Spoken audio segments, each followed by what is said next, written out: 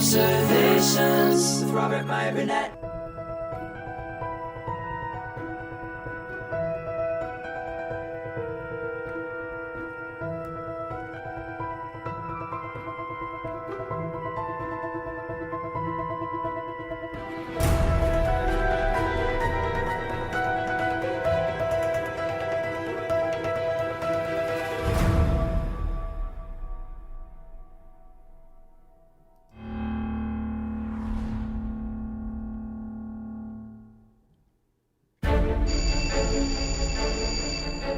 This is Samuel Spade. Now, what can I do for you, Mr. Cairo? I'm trying to recover ornament that, shall we say, has been mislaid. You're not hiring me to do any murders or burglaries, but simply to get it back. There's a girl wants to see you. Mr. Spade told me about your offer for the Falcon. After what happened to Floyd, I'm afraid to touch it except to turn it over to somebody else. What exactly did happen to Floyd? Have you any conception how much money can be got for that blackbird? I know the value in human life you people put on it. Hey, what's this bird, this Falcon that everybody's all steamed up about? She didn't tell you what it is? You saw Joe this morning? Yeah. Why? Because I've got to keep in touch with all the loose ends of this dizzy affair if I'm ever going to make heads or tails of it. Be careful. If I do this and get away with it, you'll have something on me that you can use whenever you want to. And you deliver the Falcon to me. What would you see to $250,000? You aren't trying to strong on me, are you, Tom? It'd pay you to play along with us a little, Spade. You got away with this and you got away with that, but you can't keep it up forever. The only chance I've got of catching them and tying them up and bringing them in is by staying as far away as possible from you and the police because you'd only gum up the works. You getting this all right, son, or am I going too fast for you? You may have the Falcon, but we certainly have you. He tried to attack me. You filthy liar! Police will be here any minute. Now talk. Oh, why do you accuse us? There's time for that schoolgirl act. We're both of us sitting under the gallows. What is it? The stuff that dreams are made of.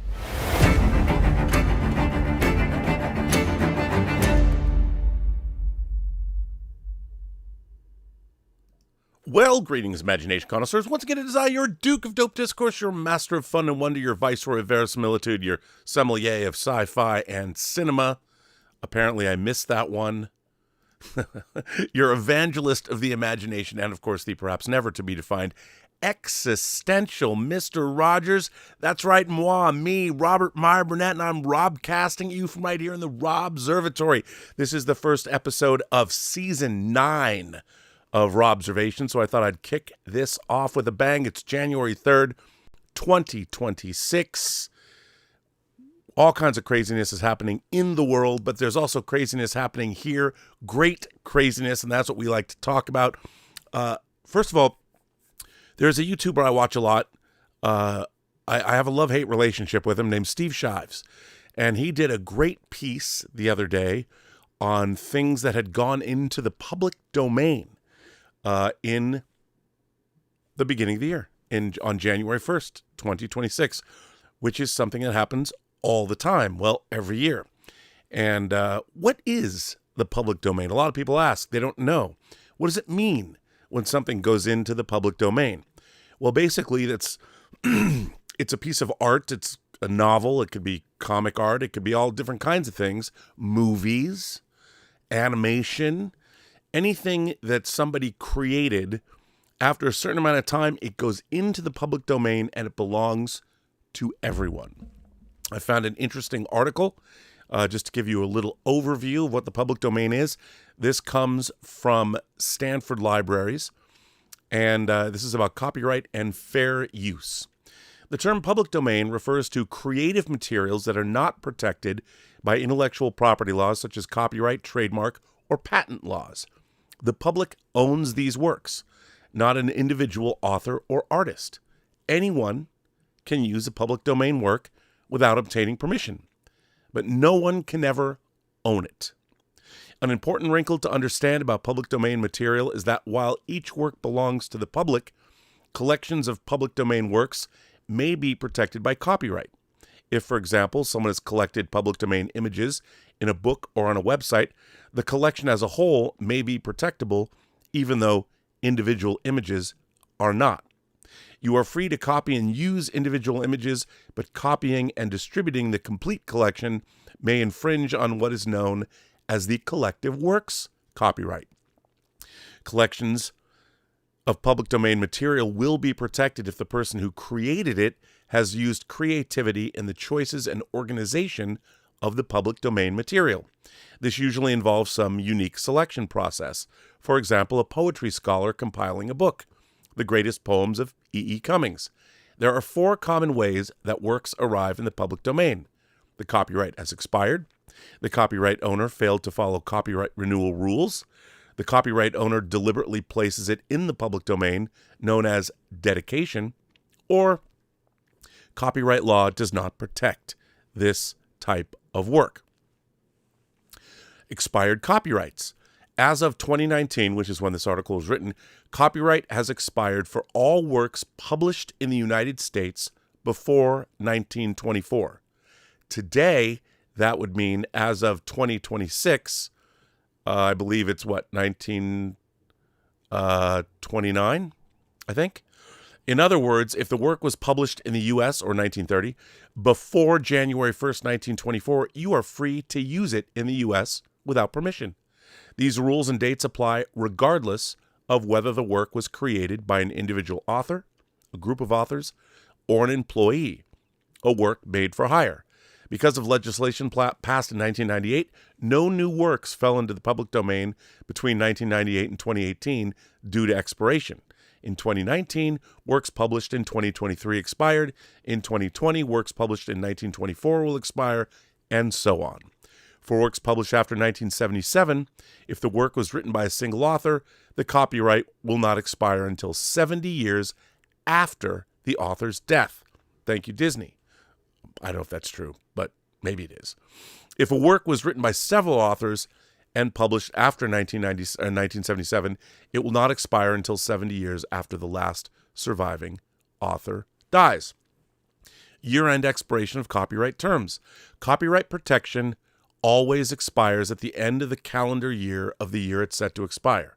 In other words, for the last day of copyright, protection for any work is December 31st. For example, if an author of a work died on June 1st, 2000, protection of the works would continue through December 31st, 2070. Now, you can read up on this. The link for this article is in the description below. It's a really great article that talks a lot about this. So if you want further information, I suggest you check it out. Now, what does this have to do with our story, and why did I show you the trailer for the Maltese Falcon? Well, back in the 1920s, author Dashiell Hammett published his seminal work, The Maltese Falcon, in 5 parts. And he published them in the pulp magazine Black Mask, Western Detective and Adventure Stories. Here's the cover. The Maltese Falcon first appeared by Dashiell Hammett in Black Mask in 5 chapters. And then it was published in an entire book, The Maltese Falcon by Dashiell Hammett. That was then published in, what does that mean, 30? Max will tell us. If you want to buy this copy, it was sold at auction for $130,000. So maybe Max owns one. I don't know. Now, why does this matter? Well, it matters because my guest, Max Allan Collins, Mystery Writers of America Grandmaster Max Allan Collins, the book that set him on his journey, his favorite detective novel, the novel that he told me sets the tone, is this very novel, The Maltese Falcon. And he cunningly, as he's a mystery writer, why wouldn't he be cunning? He waited, and he waited with bated breath, kind of like the Martians in War of the Worlds. They looked upon us with cool and envious eyes. Max wanted to pay homage to his favorite author, his favorite detective novel, the novel that basically started his career. And on this Tuesday, Max, he watched when this book would go into the public domain, and he has written a sequel. He has written The Return of the Maltese Falcon, published by Hard Case Crime. Here is my copy, signed to me by Mr. Max Allan Collins. I'm halfway through this book. It is a delight. And if nothing else, and Max will talk about this, it made me want to go back and read the original, which I've never read.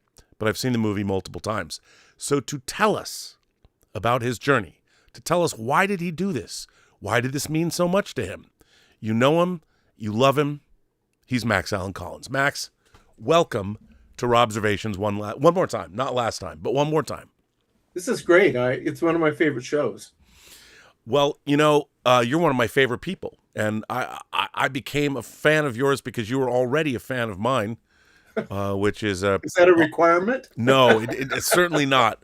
And apparently these days my fans are dwindling. But anyway, obviously I was already familiar with you because in the 80s I was buying your comic book Mystery, which I think is fantastic. And then, of course, I've actually saw you perform at Comic-Con in the band Seduction of the Innocent. And when we've told the story of how we met, but it was so delightful that you were watching Let's Get Physical with Dieter and I. And, of course, we got to collaborate. I got to work on the best script that I've ever worked with True Noir, The Assassination of Anton Cermak, our audio drama. But during all the time that I've known you and during all the time that we've discussed, you've published an unbelievable array of novels. You've worked in science fiction. You've worked in mystery. You've made movies. Blue Christmas, a film of yours, just came out on physical media. And yet through all of that, you had your eye on the return of the Maltese Falcon, creating that. Tell us about the Maltese Falcon itself, what it meant to you, and when did you first encounter the book? Well, in the late 50s, there was a craze on TV when there were, 3 networks, a craze of Western shows, Gunsmoke and Have Gun Will Travel and those kind of shows. There then was a craze of private eye shows. It included Mickey Spillane's Mike Hammer with Darren McGavin, Earl Stanley Gardner's, and you see they're already literary sources for all of these. Earl Stanley Gardner's Perry Mason, Raymond Chandler's Philip Marlowe, and then Peter Gunn, which was Blake Edwards, who had done a pilot for Mike Hammer and had kind of set Peter Gunn up then. And 77 Sunset Strip, which was from Roy Huggins' novel, The Double Take. So, and of course, Roy Huggins is one of the great TV writers, of the 20th century. So I'm awash in these private eyes, and I'm like, 10, 11 years old. And because I always was somebody who would, and I think you did this too, and maybe still do. I always wanted to see the literary source, if there was one. If it was based on a book, I wanted to read. You got to get the book. You got to get the book. See the movie, read the book. And so I began reading private eye fiction. I began reading some of this stuff, and I didn't get to Hammett right away. There was a group of all of them came out with new covers, and that was around 1961. So now I had already been reading just kind of some routine private eye novels, and I don't think I'd gotten to the masters yet. The masters being Chandler and Hammett and Spillane, and so I was aware of Sam Spade, oddly, because in old comic books that I collected, there were these Wild Root cream oil ads that were like a Sunday comic ad that were little one-page Sam Spade mysteries. And I always read those because it's a private eye. And then it said it was based on a radio show, which was a little before my time. And so he kind of got on my radar that way, that there was this detective out there that seemed to be kind of famous in the generation before me. And then another thing that I used to always do would be I would haunt, like if we went out of town, for example, and every week I haunted like either the TV guide or the listings in the newspapers. So if I was on vacation, first thing I'd want to do is get the newspaper and see what was on TV that night. And so I think I was out of town when I spotted the Maltese Falcon and watched it for the first time. And I would have been, 12 or something. And I don't think I'd read the book yet. Can't remember, too long ago. But I knew it was something special when I read it. It was, nobody wrote like this guy. Now, when you say that, when you say nobody wrote like this guy, what does that mean? What does it mean? Like, how is his writing different? And you talked about, to me, how he really defined the genre. Tell us a little bit about that. He did. In terms of literary style, the Private Eye novel is primarily a first person, approach. Most, Chandler's first person, Splaner's first person, Robert B. Parker's first person. You can go all the way through, and you think about film noir and the narration that comes in. So it's all first person and lots of similes, lots of metaphors, a lot of kind of poetic language. Hammett was very spare. He had been a detective himself. He had worked for Pinkerton and was involved in some interesting cases. Like he worked on the Fatty Arbuckle case, for example.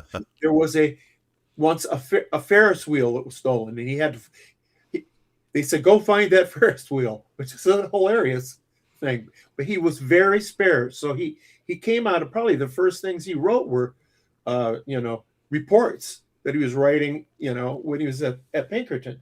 So he brought a very spare style to it that he developed in the pulps, like Black Mask. What's unusual stylistically about the Maltese Falcon, and a few other things that he did, not all of them, but he doesn't tell you anything about what Sam Spade is thinking. So you go from Raymond Chandler's Philip Marlowe, who's with you every step of the way and describing everything and making connections and thinking and sharing all his thoughts, and Spade, who was like unreadable. You have to pay attention to what he's saying, what his actions are, and you soon learn that he isn't always telling the truth. So what I didn't know it then, but I know now that the fascinating thing about the Maltese Falcon is that the mystery is Sam Spade. What makes him tick? And Hammett, they always say it's an objective style. If you read about this in literary works, that they always say it's objective. He's writing objectively, but he isn't. He's writing a limited third-person omniscient voice, and he does the stuff where he says her eye. There's a line I really like. Her eyes were a cobalt blue prayer. Now, wow, that's a great piece of alliteration. Now, how do you get more subjective than describing a woman's eyes as a cobalt blue, prayer? That's a great piece of screenwriting. If that would be, you could establish a character. That's all you have to say in a screenplay. Well, I'll take our first side trip of the day, which is that when John Huston, this may not be true, but it should be. It may be apocryphal, but he had been, he got the chance to do the Maltese Falcon as a film.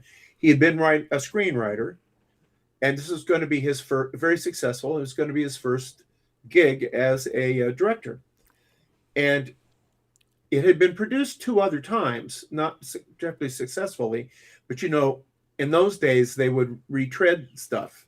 Because they'd remake a movie 10 years later or 5 years later. And so it wasn't a property anybody else was snapping after. It was already kind of shop-worn.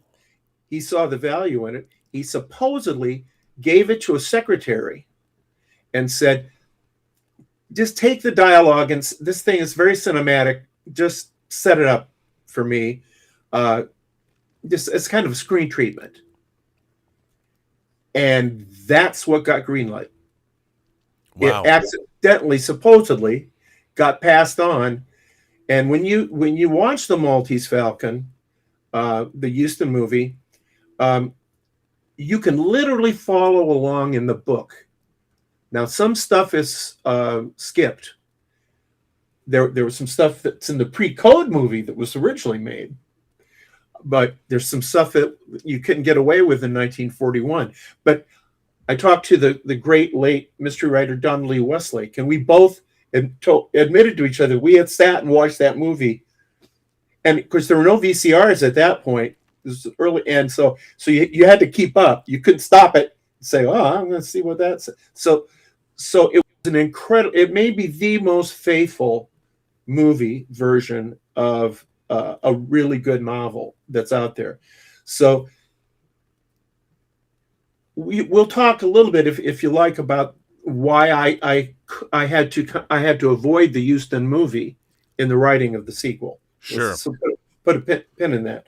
But the book always was my favorite, and as I think I've told you, what Hammett did was, before that, there's no traditional private eye novel.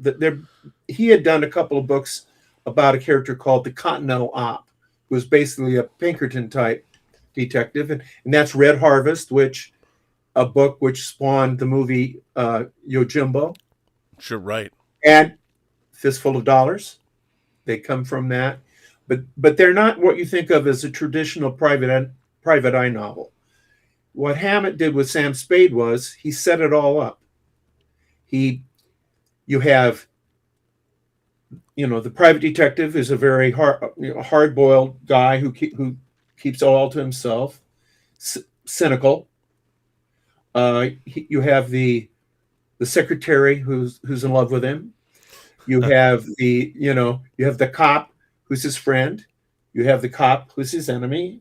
You have the big boss who is the fat man, Casper Gutman, who has a thug carrying a gun, kind of lurking in the sidelines, and there's any number of other things that are really the structure of the private eye novel as a genre.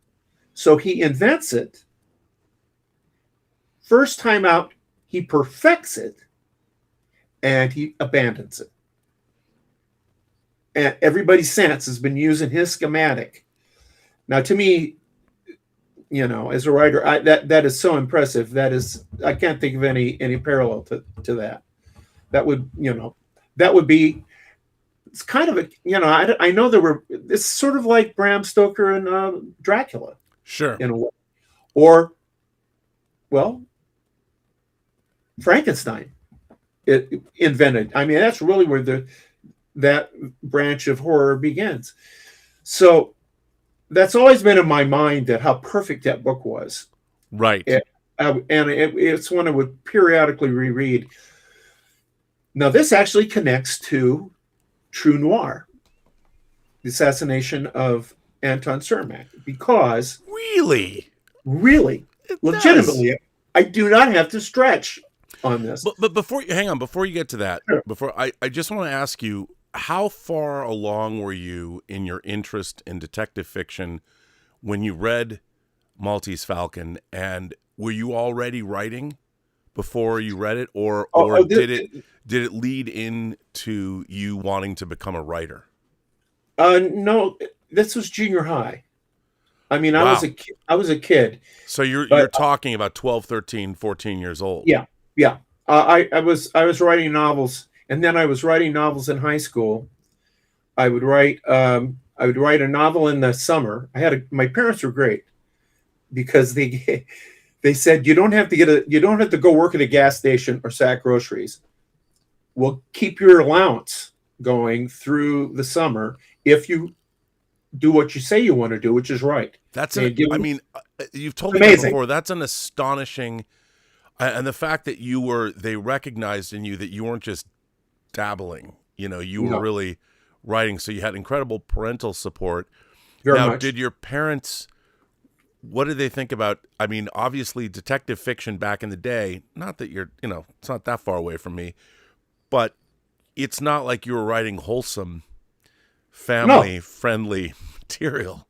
So, I was writing, and my primary influence was Mickey Spillane.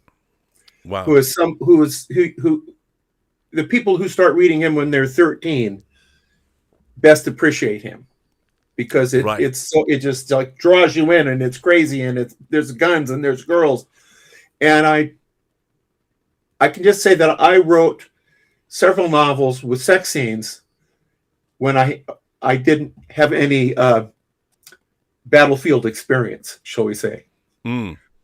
All I knew about it was what I got from books, and the books weren't very explicit. But I knew that was an important part of the Private Eye story. It certainly is in the Maltese Falcon. I mean, Sam Spade sleeps with Bridget O'Shaughnessy in the Maltese Falcon. And here's what a badass Sam Spade is. He sleeps with her. Maybe she seduces him. Maybe he seduces her. We don't get inside anybody's head, so we have to just take the ride. She's sleeping. He gets up. He leaves her, goes to her apartment, and searches the place because he doesn't trust her. That's cold. And That's it isn't badass, in the Houston though, movie. dude. That's badass. Yeah. It's not in the Houston movie. Interestingly, it is in the 1931 movie. So I do recommend people take a look at that movie, which is... that's because the 31 movie was pre-code. Yeah, and it was... Think about it. One of the good things about seeing that movie is it's made a year after the book was published. Right. So, you know, the costuming and all of that kind of stuff is correct. It's a pretty good movie. But you also talk about, you told me about how there were certain rules, like the detective fiction genre was governed by rules. And could you talk a little bit about those rules and why are those rules? I mean, I think that all genres have rules, certainly science fiction, you know, in terms of building a world and genre has rules. And what were some of the rules that Hammett set up? Well, Hammett himself created the structure, the paradigm, pick your word for it, but you know, where everybody hung all their hats, you know. I mean, but the person who came out and said what the rules were was Raymond Chandler, who was the guy who came along after Hammett, but also was a black mass writer and was trying to write like Hammett, but he, you know, his strength was his language and his first person approach. And he's the one who wrote an article called, I think it was in the Atlantic, called The Simple Art of Murder. And he had this laundry list of things that a private eye had to be. And it was noble. It was like, you know, the private eye, you know, will never betray a client. You know, the private eye will never despoil a virgin. The private eye will never take a bribe. And you know, the tarnished knight kind of character. Sure. And when I created my character, Nathan Heller, I had all of them on a piece of paper that I had on the wall, and I checked them off as I broke each rule. Would that be the same Nathan Heller that is, of course, the star of True Detective and, of course, the star of True Noir, the Assassination of Anton Cermak? I have too much dignity to just make that plug. But let me say what the... I don't. There is a connection, because when I got out of the University of Iowa and where I studied in the writer's workshop, and I had at that time my my thesis was 3 mystery novels that I wrote while I was in grad school, undergraduate and grad school. That was my thesis. I didn't know that. Yeah, and each one became a series. Bait Money became the Nolan series. How do you pitch, just as an aside, because I've never heard this before, how do you pitch, like when you're going to your professors and you're doing your thesis, was that usual to pitch a novel and write 3 novels for your thesis? No, I'm kind of the black sheep of the University of Iowa Writers Workshop. I have... You know, we have a love-hate relationship. Did you get any pushback for doing that, or was that their idea? Well, I'll tell you this story because it is a pretty good one. I had finished the first Nolan book. You know, I did this series about this character called Nolan. I wrote that when I was in community college in Muscatine, Iowa, where I still live. And I wanted to go to the University of Iowa Writers Workshop, first of all, because it was close. It was 30 miles from my house. Second of all, Kurt Vonnegut taught there. And I thought, oh, my God, he was one of my favorite writers, and I wanted to meet him. Cat's Cradle, Slaughterhouse-Five. Yeah, I heard him read. Well, I'm getting ahead of myself, but he was. I found out he wasn't there. I already had enrolled, and I was accepted into the undergraduate program. I wasn't in the workshop. There's an undergraduate workshop. You had to apply for the workshop, and so, being very bold and self-confident, I took my manuscript and I went up to the writer's workshop, and I found the guy who was going to be in charge of the undergraduate workshop. It was a writer named Richard Yates. Mm. And I knocked his door and went in. I was full of enthusiasm. I got a novel, and I wanted to be a mystery writer, and and Mickey Spine, Raymond Chandler, Dashiell Hammett. And he just looked at me and he said, I'll take a look at your manuscript, but I'm telling you, we don't do that kind of thing here. And wait, you know what? What's with our colleges, man? Well, this is a while ago. Thank God I went to Evergreen. And so I went home, and I have to tell you, that's one of the 2 or 3 times in my life I've been like incredibly dejected that I was going to be at the University of Iowa with a writer's workshop, and they wouldn't take me. I mean, it never occurred to me they wouldn't take me. I mean, I was, you'd been doing work. I mean, you probably had written a lot more than the regular students. I mean, how many came in and handed him a novel? Okay. So I went home, and I just, and my wife Barb, they're there and all that stuff. And then I got about 3 days later, I got a phone call, and it was Richard Yates. And he said, I'm calling to apologize. Wow. And I said, what? He said, my wife and I watch Carol Burnett every week, and we laugh and we have a wonderful, wonderful time. By the way, everyone asks this, no relation, by the way. Just saying. No relation. But I know some pretty good, there's W.R. Burnett. There's some good ones. Yeah, there's some good ones. Some good Burnett's. So he says, I'm on the phone with this guy now. I think he's a lunatic. What in the world do I have to do with Carol Burnett? He says, my wife and I watch that, and we laugh and laugh, and we have so much enjoyment. And I read your manuscript, and I thought, there's nothing wrong with being an entertainer. Wow. And he then became my mentor. Really? Yeah, he became my mentor. I did 2 novels with him. Wow. He got me my first agent.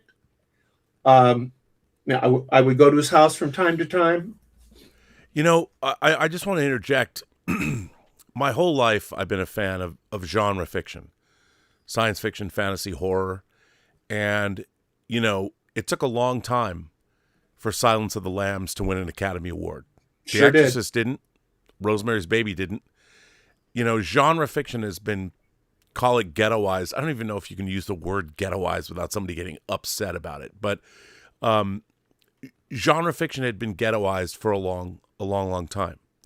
So to have a professor recognize the importance of entertaining. I mean, when Martin Scorsese came out and poo-pooed superhero movies, I understood what he was doing. I really did.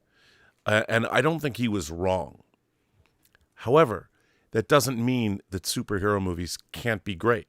I think Infinity War and Endgame collectively are 2 of the great fantasy films ever made. And, I agree. And at the same time, Star Wars is one of the great space fantasy films ever made, if not Have you ever seen a show called Star Trek? I was going to recommend that to you. You know what? Perhaps I should delve into that. You should.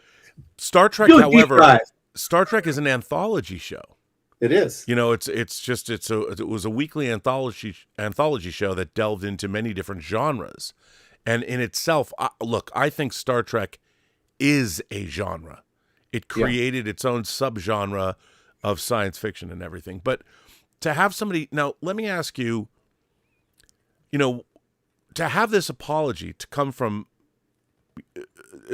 to have somebody make that connection between Carol Burnett and entertainment and the value, but also the thing about the detective genre is it delves into the darker places of the human soul, the human heart. I mean, What did you tell what did Barb say when you told her you got this call? Well, she was thrilled for me because she knew the last thing I wanted to do was be anything but a writer, specifically a crime fiction suspense writer. I'll tell you two quick things about the University of Iowa. First of all, after I got through with, I had 2 years with Yates undergrad. Then you had to reapply to get into the graduate program. That was the big deal. Wow. Okay. And so I was rejected. What? And I was rejected, and Who rejected you? Well, wait a minute. Okay. I found out that that none of the instructors were reading the manuscripts. It was all their associates, their undergrad. Of course. And the what was I but captured? What was I but competition? And I was not doing what they were doing, which was artsy fartsy stuff. So I went to Yates and said, "Hey, you know what? They didn't let me into the workshop." He says, "I'll take care of it."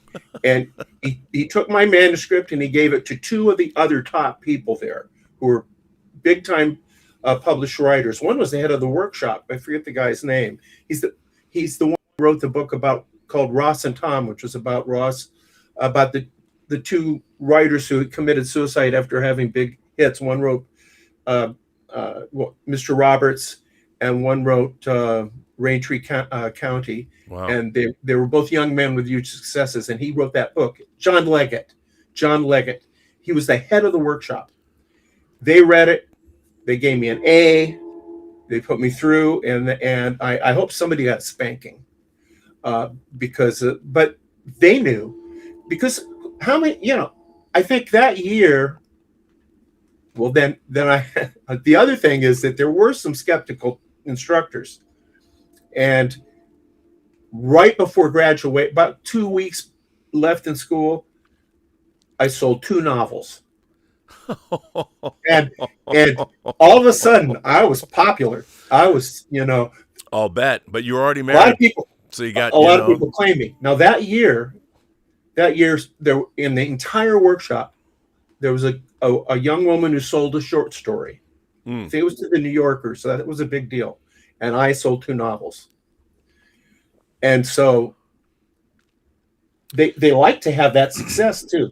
So it was the other one was, I had this guy named Seymour Krim, who's well known for having written about the Beat Generation, and he was the one who had to read my thesis paper, which was about Mickey Spillane. And I think maybe Yates said, you're taking a chance because you're supposed to do Hemingway, and you're kind of supposed to write about F. Scott Fitzgerald.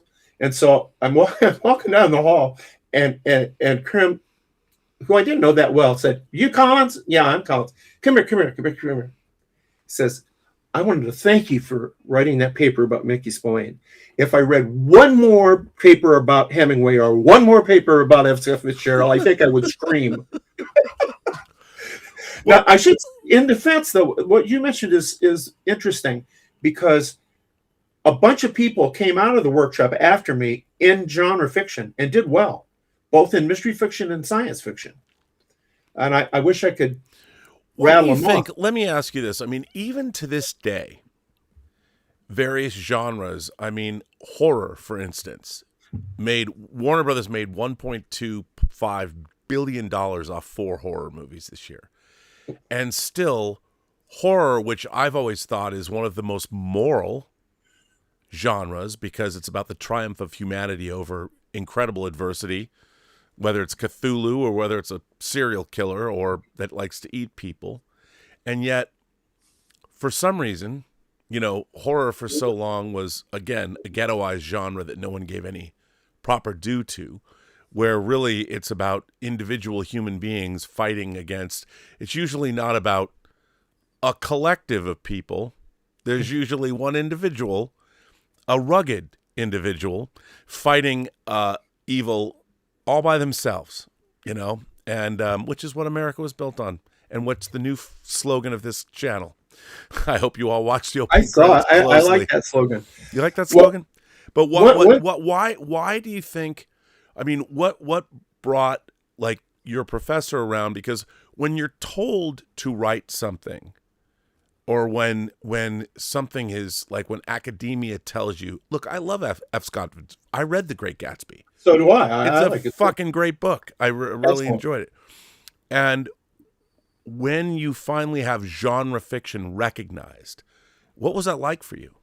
How did you feel about the fact that this genre that you love, that meant something to you, was recognized in academia?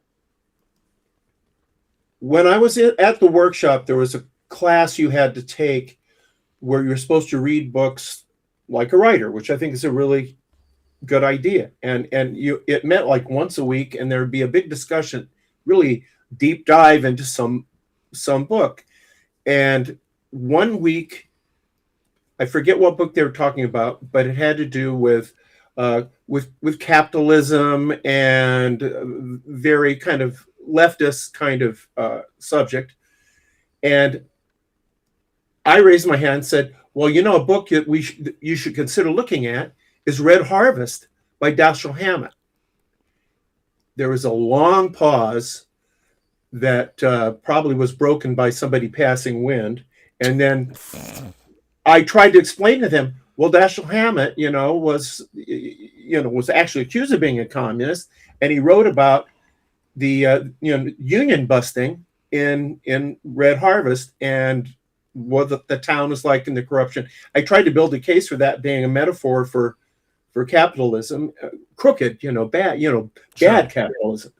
And the instructor just kind of like treated me like a small child and just kind of moved on. Now, 2 years later, I was in Iowa City, and I went to the Iowa Book and Supply bookstore because in addition to having books that I might buy, they had a lot of books on cinema, for example, which you would see in a college town that you wouldn't see, in a typical bookstore in those days. But I also saw that they had books that were designed to go into classes that people were reading. Sure. And I looked, and this is absolutely true. I just happened to look at that class and what books they had chosen to read that year. And one of them was Red Harvest. Wow. 2 years. So it kind of, it turned around fairly quickly, I think. And, Vonnegut was part of it because he was a science fiction writer. Sure. And Slaughterhouse-Five is a science fiction novel. And a great science fiction movie. And a good movie, too. A movie one of those great 70s science fiction films that nobody, I hate to say it, I don't mean to slag off on my own community, but it's so frustrating how many great science fiction movies that exist that so many people haven't seen, and Slaughterhouse-Five is one of them. And Definitely. And also the book. Now what's interesting here is I love hearing about your early days. Yeah. And now on Tuesday, we have this coming out, The Return of the Maltese Falcon. Oh, I forgot all about that. Right? So, by the way, I'm only halfway through, but you're like everything else that you've ever sent me. I've read two new things. One of them was a screenplay. One of them is this. The screenplay is delightful, but we'll talk about that on another show. It has nothing to do with True Noir or anything like that, but it's unbelievable. We should make that. I'd love to make that movie. But this book, the prose in this book is, when I read Alvaro, who's been on this channel before, Alvaro's first novel, his only novel, Equimedian, I called his prose delicious. And I look at both of these books of yours. This was written in 83? It came out in 83? 83, yeah. 83. This comes out Tuesday. There's 43 years or something between these books. Yeah. The prose in each is delicious. I mean, to read this book is just to read the lyricism of the writing And look, I know we're friends and all this, but I'll say it. I would have said this even if I didn't know you. I would have said to you, Mr. Collins, the prose in this book is delicious. And you have talked about wanting to honor Dashiell Hammett's writing because you couldn't just come in and you didn't want to write something. How did you sit down and what was your process creating this story? Obviously, if you've seen the movie, spoiler alert, or read the book, you know the Maltese Falcon is not found. Right. So where'd you come up with the idea? Tell us about the origins of this particular novel. What made you decide to write it? Where was the spark of the idea? And you could have written, remember when Scarlet, the sequel to Gone with the Wind, came out 40 years ago or something? You could have written whatever the hell you wanted. Tell us, what was your approach to this book? How did you begin? When was the first time you even conceived of writing this sequel? Probably about 20 years ago. I mean, the fact that the Maltese Falcon was first published in 29, essentially. The book was published in 30, but the serial was published in 29. The serial that was in the 5-part serial in Black Mask magazine, and then the original book was published a year later. And I was actually teaching a class at community college. The first 5 years of my career, I taught at community college, and I taught a section on mystery fiction. And I was I was presenting the Maltese Falcon as an example, a great example of a mystery story, detective story. And that's when I noticed the 1929 on the indicia page, and that's what sparked the whole idea to do Nathan Heller. The idea that Sam Spade and Al Capone would have been, St. Valentine's Day Massacre was 1929. Right. So Al Capone and that opened that in Chinatown opened up the whole idea of doing real crimes, and I finally found something that seemed somewhat original to me. And Hammett is someone that I kept returning to reading. And also,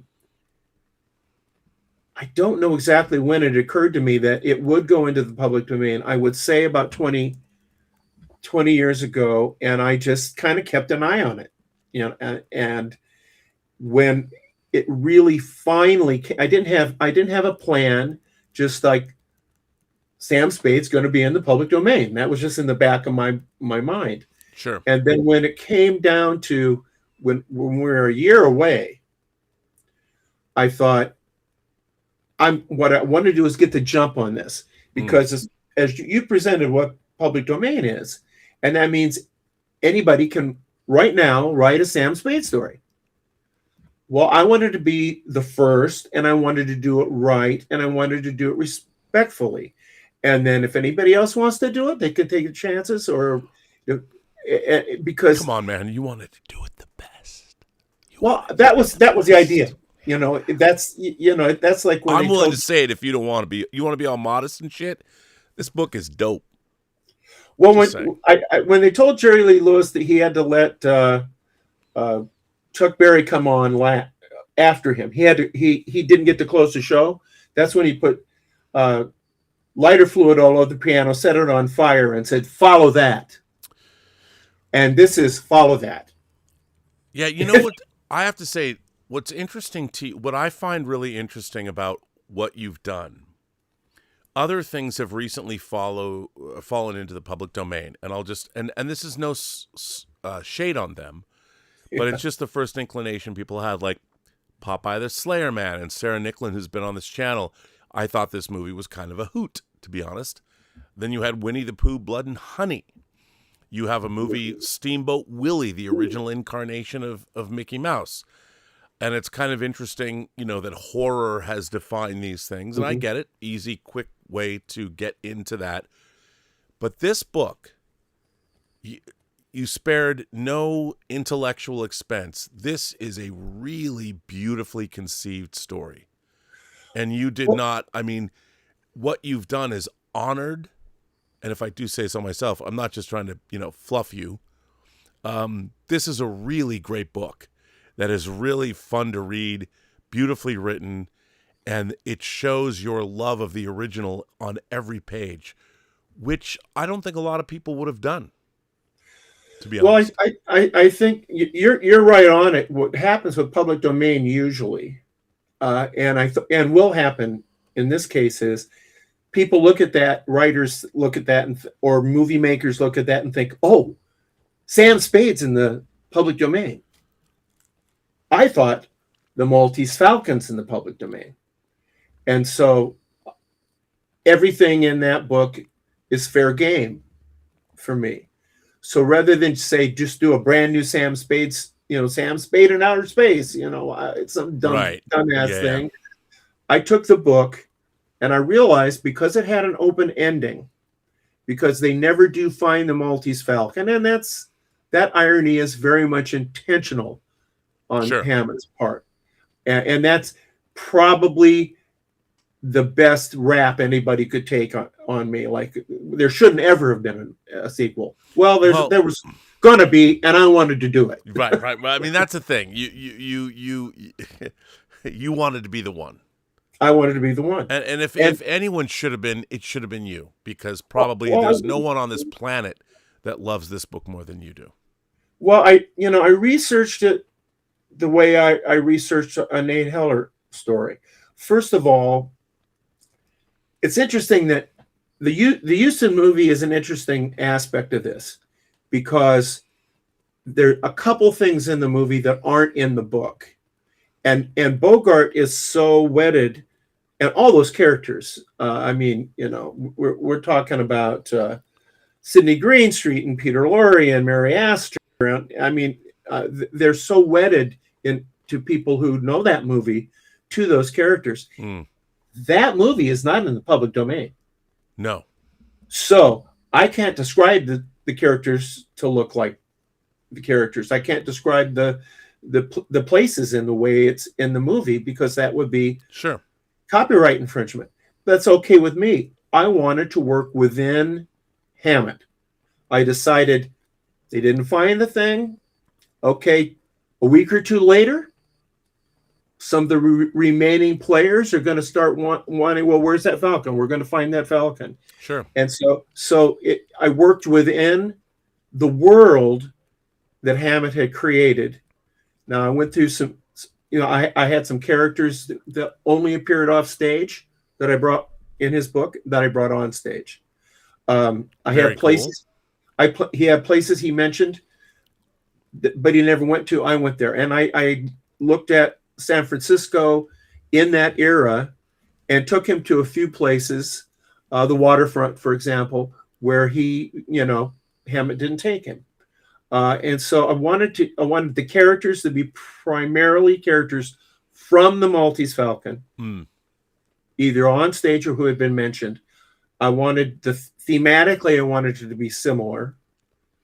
Kind of to think, if he had written another one, what might it have been? So take us, when did you even conceive of doing this, and how long did it take you to come up with the plot? And take us through your process. You're telling us your thoughts and what you wanted to do. Then what do you do? Do you make notes? Do you do a beat sheet, an outline? What is it you do to actually come up with this story? And how did you use the original novel in your workflow? Well, normally I would basically pitch the book, but with a synopsis, maybe a 10, 12 page synopsis with maybe broken into chapters, so that I could say, this is the book I want to write. Did you have to do that with Hard Case Crime, that had already been publishing your Nathan Heller novels and other things you'd written? No, with Hard Case Crime, a little detour. With Hard Case Crime, they published Stephen King too, and you. Yeah. So you're in very good company there. They must love you. Bring me back to what I want to take a little side trip. My series about Quarry, the first book was written at the University of Iowa. It was published in 1976, 50 years ago. Okay. Wow. And I did 4 paperbacks. and they became and I was dropped. Well, that's fine. You did them, and we'll do something else now. And then there's a cult following for them. I kept getting letters about them, and I loved the concept of this hitman who had been in Vietnam vet with post-traumatic stress disorder, although that term wasn't around. At least I didn't know about it at that time. And so I did another one. I had a success with True Detective, and I was able to do what I wanted to do for a few years there. So I said, I'll do another of these Quarry novels. And it did all right. And then time goes by and time goes by. But anyway, ultimately, Hard Case Crime starts up around 2000. And they're doing very traditional noir. They're doing a lot of reprints. And so they reprinted a couple of my Nolan novels. And Charles Ardai, the editor-publisher there, said, would you do another Nolan novel for us? And I said, why don't you let me wrap up the Quarry series? Let me do a last Quarry. And put a pin, just put a maraschino cherry on top of that. How'd that work out for you there, Max? Well, the damnedest thing happened. People liked it. The book sold. There was a little movie done that I wrote, and so it called The Last Lullaby, which I don't know if you've ever seen it. It's a good little movie. Tom Sizemore. Tom Sizemore, yeah, he was a pretty good Heller. There's a moment where he says, I'm a people person. I really love. You mean Quarry? Pretty good Quarry. Yeah, and then of course Skinamax did a series too. Yeah, they did a. They weren't Skinamax anymore. I've directed 5 episodes of Femme Fatales for them. They're Skinamax forever. We are Cinemax brothers in the blood here. It's true, man. And directing noir episodes about stuff. It's good. So anyway, a year goes by, and I'm at a BoucherCon, which is the big mystery writers convention, and I'm literally in a buffet line with Charles Ardai, and he turns to me and says, "It's too bad you wrote the last Quarry." I said, "Well, why don't you publish the first Quarry?" And then we've done 16 since then. It was called The First Quarry. And then I did one called Quarry in the Middle, which is about the middle of his career. So I've done him. And he's been with me now since 1976, off and on. But now he's, if not he's not the signature work. The signature work is Nathan Heller. Sure. So you mean Nathan Heller? This would be the time. Yes. This would be the time, Max. I've saved this. But why don't we play a clip from Nathan Heller? Well, why don't we? The Assassination of Anton Cermak. This is from episode 6. It's an action-packed. This audio. By the way, this is one of the most difficult things, believe it or not, of all the stuff I've ever had to do. This sequence is incredibly difficult to do. So let's play it, shall we? Brown-haired albino was unbuttoning his coat, his eyes on Cermak, who was shaking hands with Roosevelt. Well, it's wonderful to see you, Tony. A lovely gesture. I just wanted to remind you and your administration that you have my full and enthusiastic support. The albino assassin was reaching under his coat, but I grabbed his arm and pulled it away, and his hand came back empty, the gun still under his arm as his coat flapped. I buried a fist in his belly and doubled him over. And when he came up, the snout of my 9mm stared him in the face. You got you this time, fucker! Sounded like firecrackers, and the muzzle flash above the crowd looked like fireworks, but this was something else. Blurred figures in the crowd were falling, and a stubby, bushy-haired brown little man in a white shirt standing up on a bench was swarmed like a come-to-Jesus meeting got out of hand. Meanwhile, the ex-blonde was pulling away, and I swung at him, and he went down, unconscious, as the mass of people around us were heading to my right. I moved against the tide towards Cermak, pushing, shoving, and got to that touring car where Miller and Lang were crouched over the fallen Cermak, red spreading from his left side under his unbuttoned suit coat. Where were the goddamn bodyguards? I had the blonde, Your Honor. He didn't fire the round, some bushy-haired little creep. This was no time to tell him he'd been shot by his son-in-law's gardener. What the hell? They got me after all, Heller. The crowd was turning into a mob. Miller, Lang, and I were hovering over Cermak. in the quiet of the storm. Heller, get your people out of the way. We need to move the president and his vehicle out of here. For Christ's sakes, Cermak's been shot. Take him with you. Get him to a hospital. Roosevelt, sitting in back, heard me. Put Tony in here and get us the hell out. The shooter's big revolver was clicking on an empty chamber now. But that must have had an 8-round rod, as I found myself on a battlefield where bleeding audience members wandered like wounded warriors, helped by their dazed... What great writing that is. God damn, son. Well, I made that and I never get tired of it. Well, I suppose I should pick up where I interrupted myself, which is what the process was. Yeah, my question, actually. Your actual question. Well, I think I realized that if I wanted to get the jump on this, I mean, early last year, very early, I thought I'm going to try to pitch this. So it was only last year? Yeah, well, I've been keeping an eye on it, but I Did thought. you tell your wife this? Did anybody know? Oh yeah, that you... she knew this was a dream. I hesitate to say bucket list because I don't like to think in those terms at this point in my life. But I mean, this is what here's the thing. Here's what I find interesting about this whole thing. You had this great passion for this writer who was one of the foundational influences responsible for your great career, and this opportunity arises. And, I want to believe that you were plotting and scheming about doing this for a long time, but it wasn't really until last year or the year before. Well, I was keeping an eye on it. Sure. And figuring it out. And so I had done a bunch of stuff for Titan Books. Now, Titan Books, they are the parent company of Hard Case Crime. Sure. So they're connected. But Titan Books is where I did all of the Mike Hammer, Mickey Spillane books.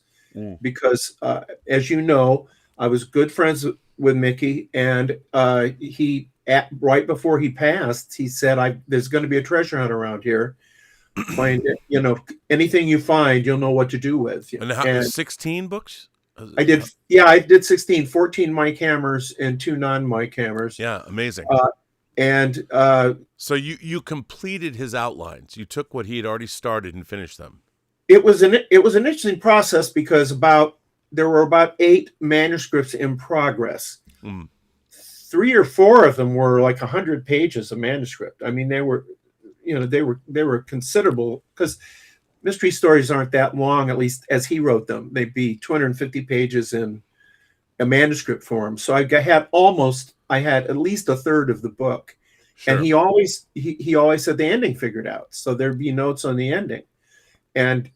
But then that was my goal. Let me get these that are substantial finished. Then there were some that were like 30 or 40 pages, and then by the end it would be an outline. So so I went in the order of what was the really major stuff in terms of what had his imprint on it. Sure. Dream Project. It was something I'm very proud of. Titan was great to me. Nick Landau and his wife Viv, and Andrew Sumner, who was my editor there, just great people, supportive beyond belief. So I took it there. I took, of course, and you should. And I took it there, but all I had was Sam's Bay. Maltese Falcon's going to be in the public domain January 1st. Of next year. I want to write a sequel to the Maltese Falcon. That's all I had. That's all I knew. And okay. Was this a face-to-face meeting, or was it Zoom, or how'd you have this meeting? How'd you just send an email? What'd you do? I think it was Zoom with Andrew, and then he had me write a letter. But it was a very short pitch. I mean, it was like when I pitched, I had another pitch I did with Charles. Another buffet line pitch was, he turned and said, "Have you got another?" I said, "I have an idea for Quarry." He said, "What?" And I said, "Yojimbo." And he said, "Sold." So did they have any concerns? Did they have to look into that legally? They did. They have to? For whatever reason, Max froze. First thing I did was reread it, of course. And then that's when I got then I really could see how the sequel could directly fall on the end of it, basically keep writing the book in a way. And I just did an outline of, I wanted to do the same number of chapters he had done. I wanted to do the kind of chapter titling he had done. Wanted the length of the book to be similar. It's actually a little shorter than the Maltese Falcon. Sure. And so my outline was like, chapter 1, somebody, this person comes to Spade's office, and then somebody hits him over the head.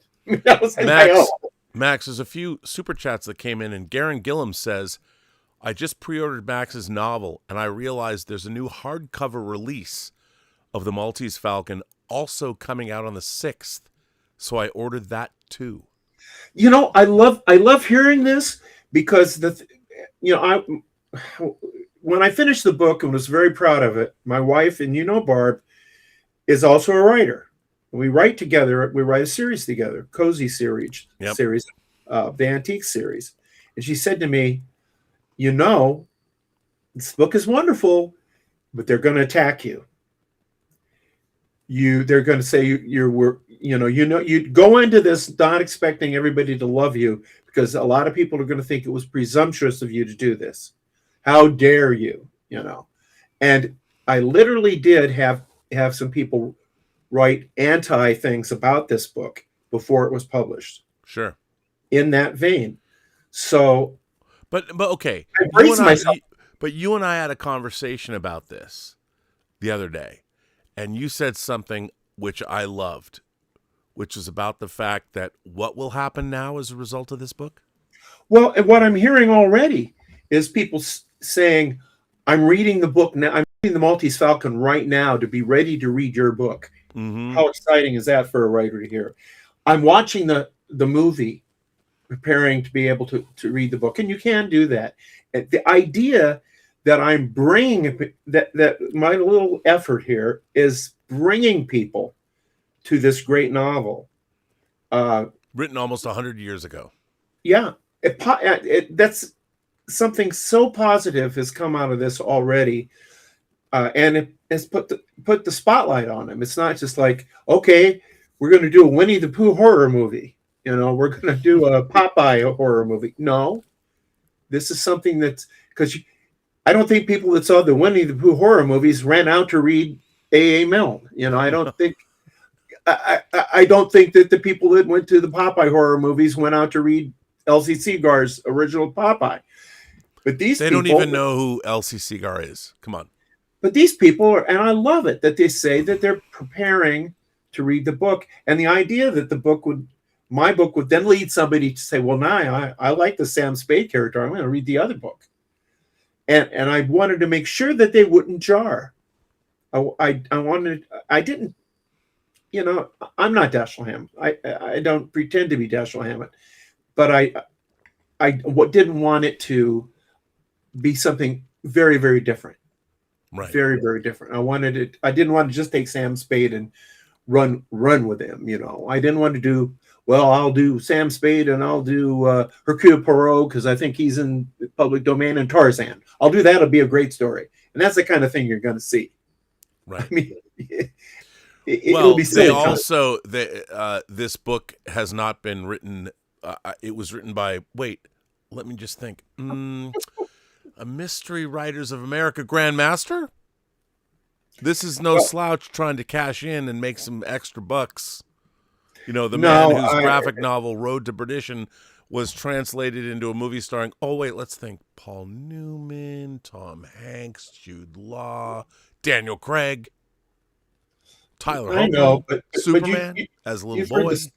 You've heard the story about the starlet who was so stupid she slept with a writer. Well, yeah, but sometimes that worked out.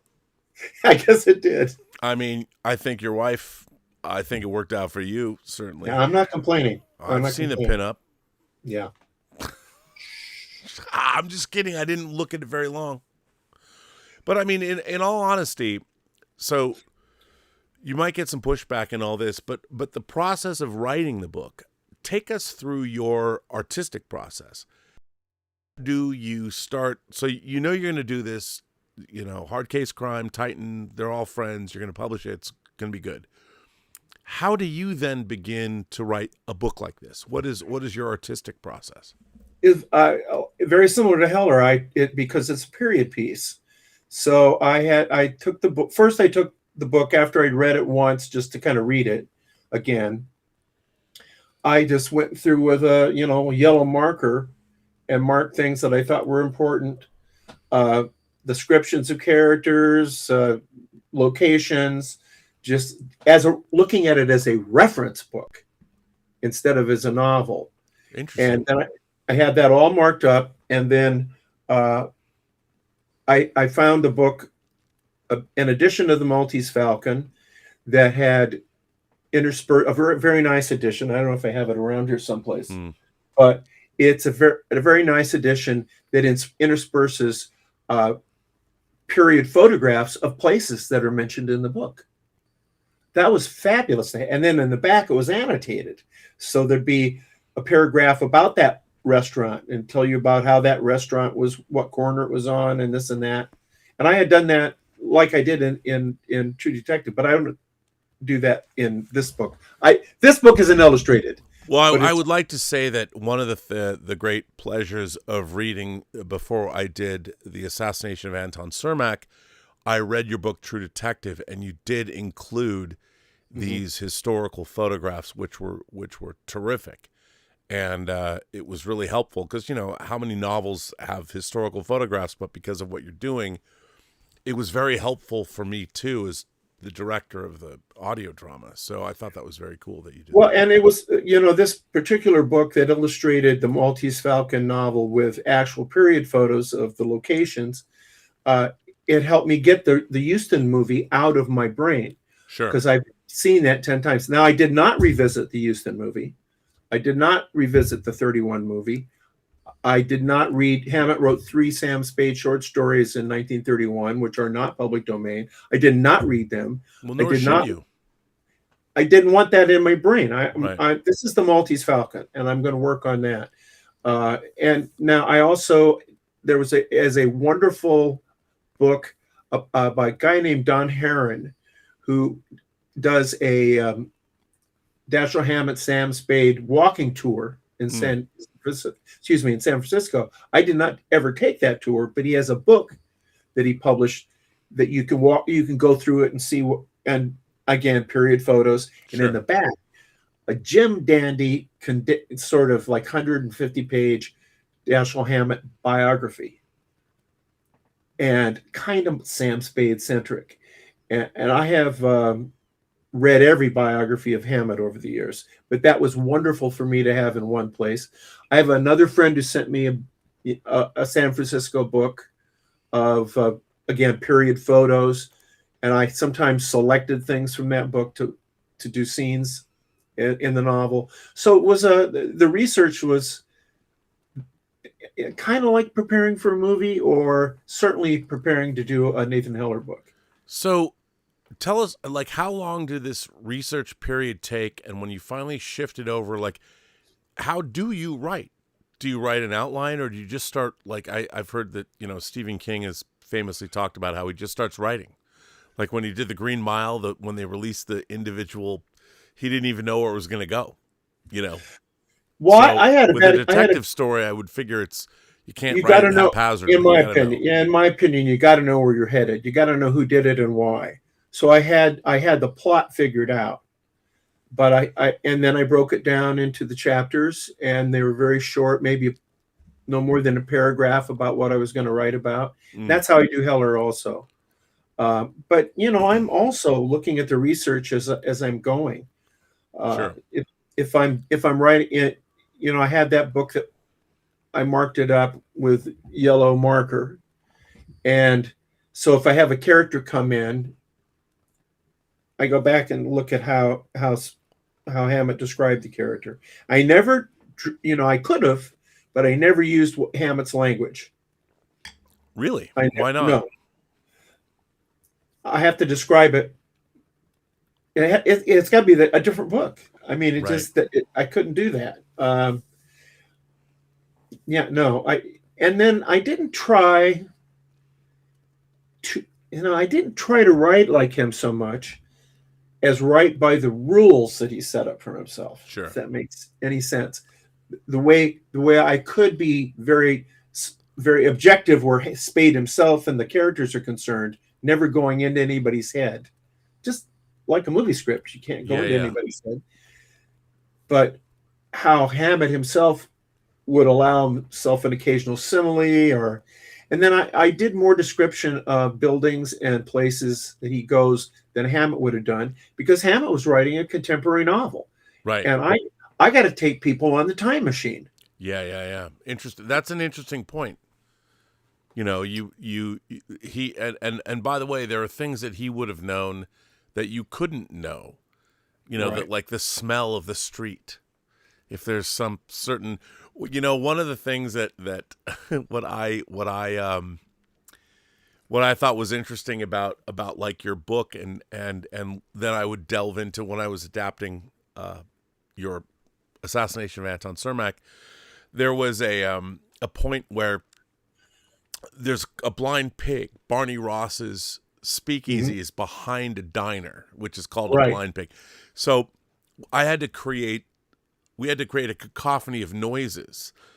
Like we had an actress being because I had to have a wall of groups saying things like when they walked through the diner, like, well, what did people order from a diner in 1932 Chicago? I didn't know. And I had to throw it out. I looked it up, and it's like god awful. Like the food, the fish alone that they were serving in these. I was like, my God, I would never eat any of this. So I had our great actress. She was throwing out really funny stuff, but it was all derived from research. And some of what I did would be just like using the internet to try to track down what things cost. Right, that like too. Yep. If he's in a restaurant and he's ordering something, what it cost, and what was.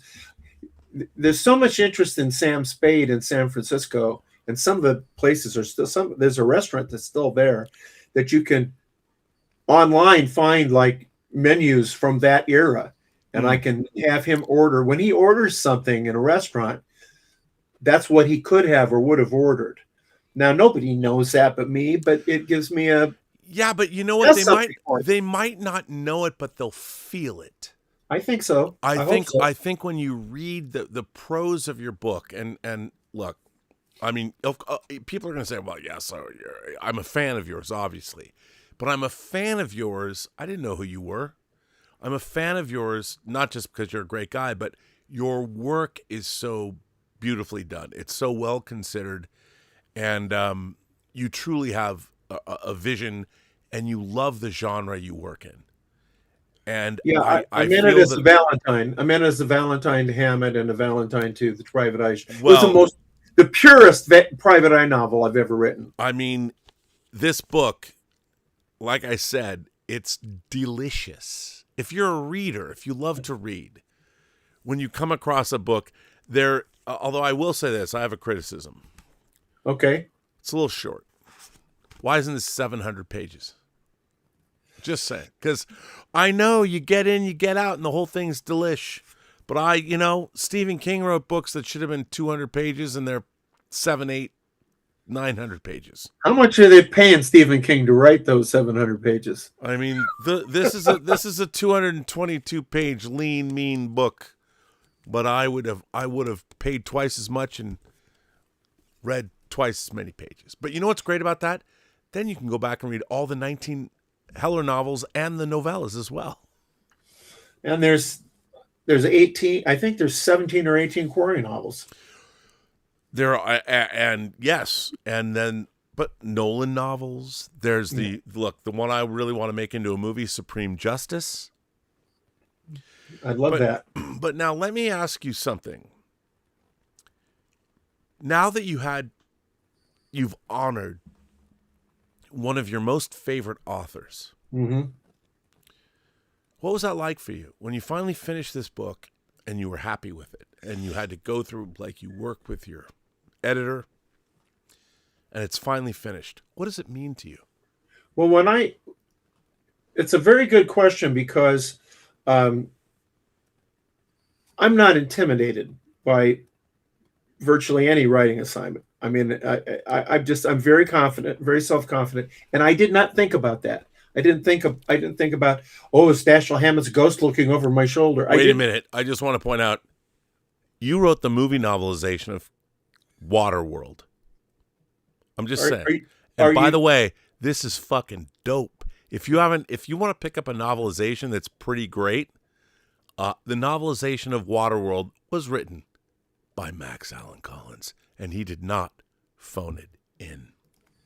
Well, I try not to, but while I'm working on a book, while I'm caught up in the story and I'm caught up in the characters, I am going to work.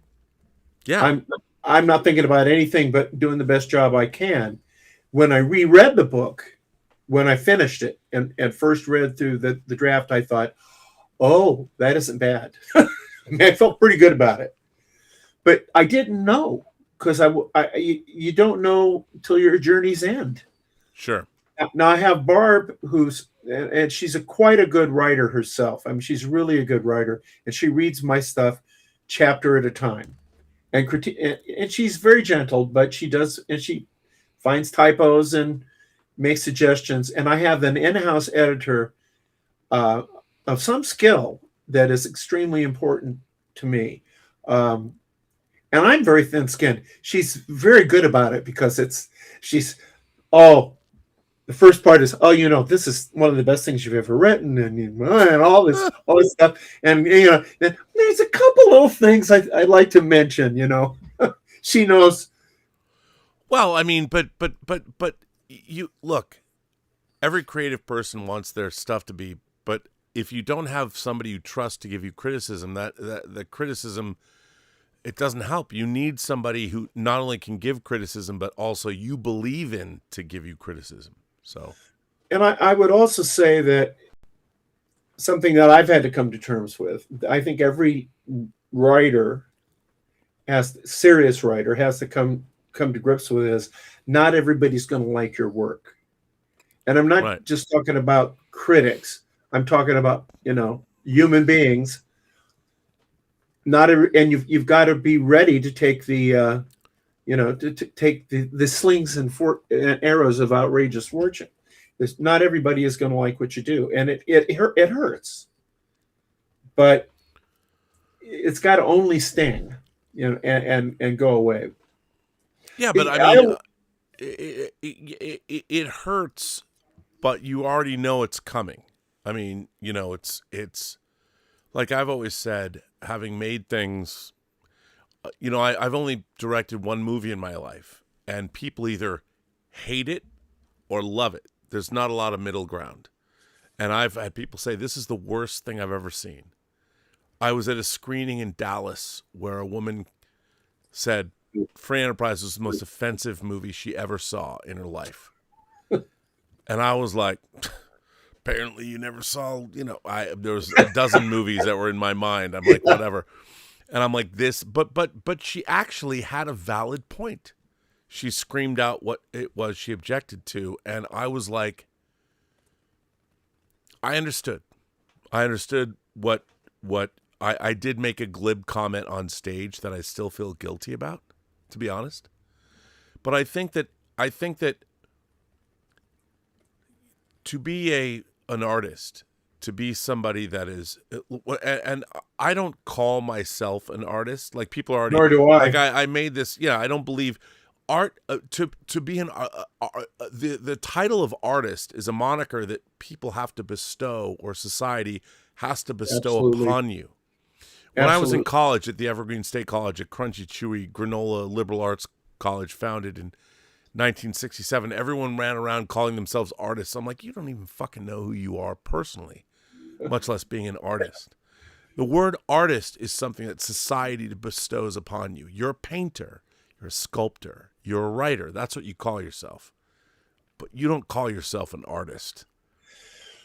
When my wife was working at the bank in Muscatine, Iowa, and when my first book came out, This was 1973. And one of the customers came up to her and said, "Oh, I read your husband's book." And she said, "Oh, that's nice." He said, "Just terrible, just awful." And she looked at him and said, "I don't like your tie."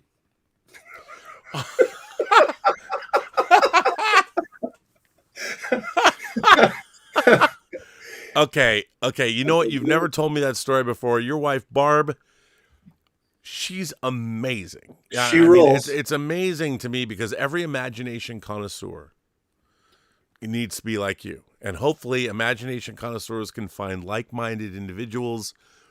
The great thing is to be part of a community of people. To be an imagination connoisseur is to be a seeker who understands that you look at things and you understand that something that it doesn't have to cost $200 million to be of value, you know? There are writers out there, professional writers, whose spouses don't read their work. That is the saddest thing I think I've ever heard. The idea of living with somebody and doing all this creative stuff and the other person doesn't pay any attention to it. Yeah. Did that sting a little bit? Well, you know, it comes down to the fact that I've learned in this day and age, it's very difficult to even get your friends. People that love you, you know, that will watch or listen to what you've done. That's true. I've had, I hate to say it, but the work we did together, the assassination of Anton Cermak, not a lot of people that I know personally have listened to it. However, that's going to change.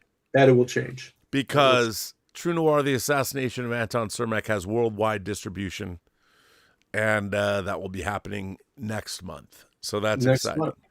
And hopefully we can do more and make our True Noir movie, because the script you wrote for the True Noir film is incredible. And I really want to direct it. And you know what? I want you to. For all the projects that I've worked on in the past, I've always been the first person to be like, I understand, I directed a movie a long time ago, but not this time.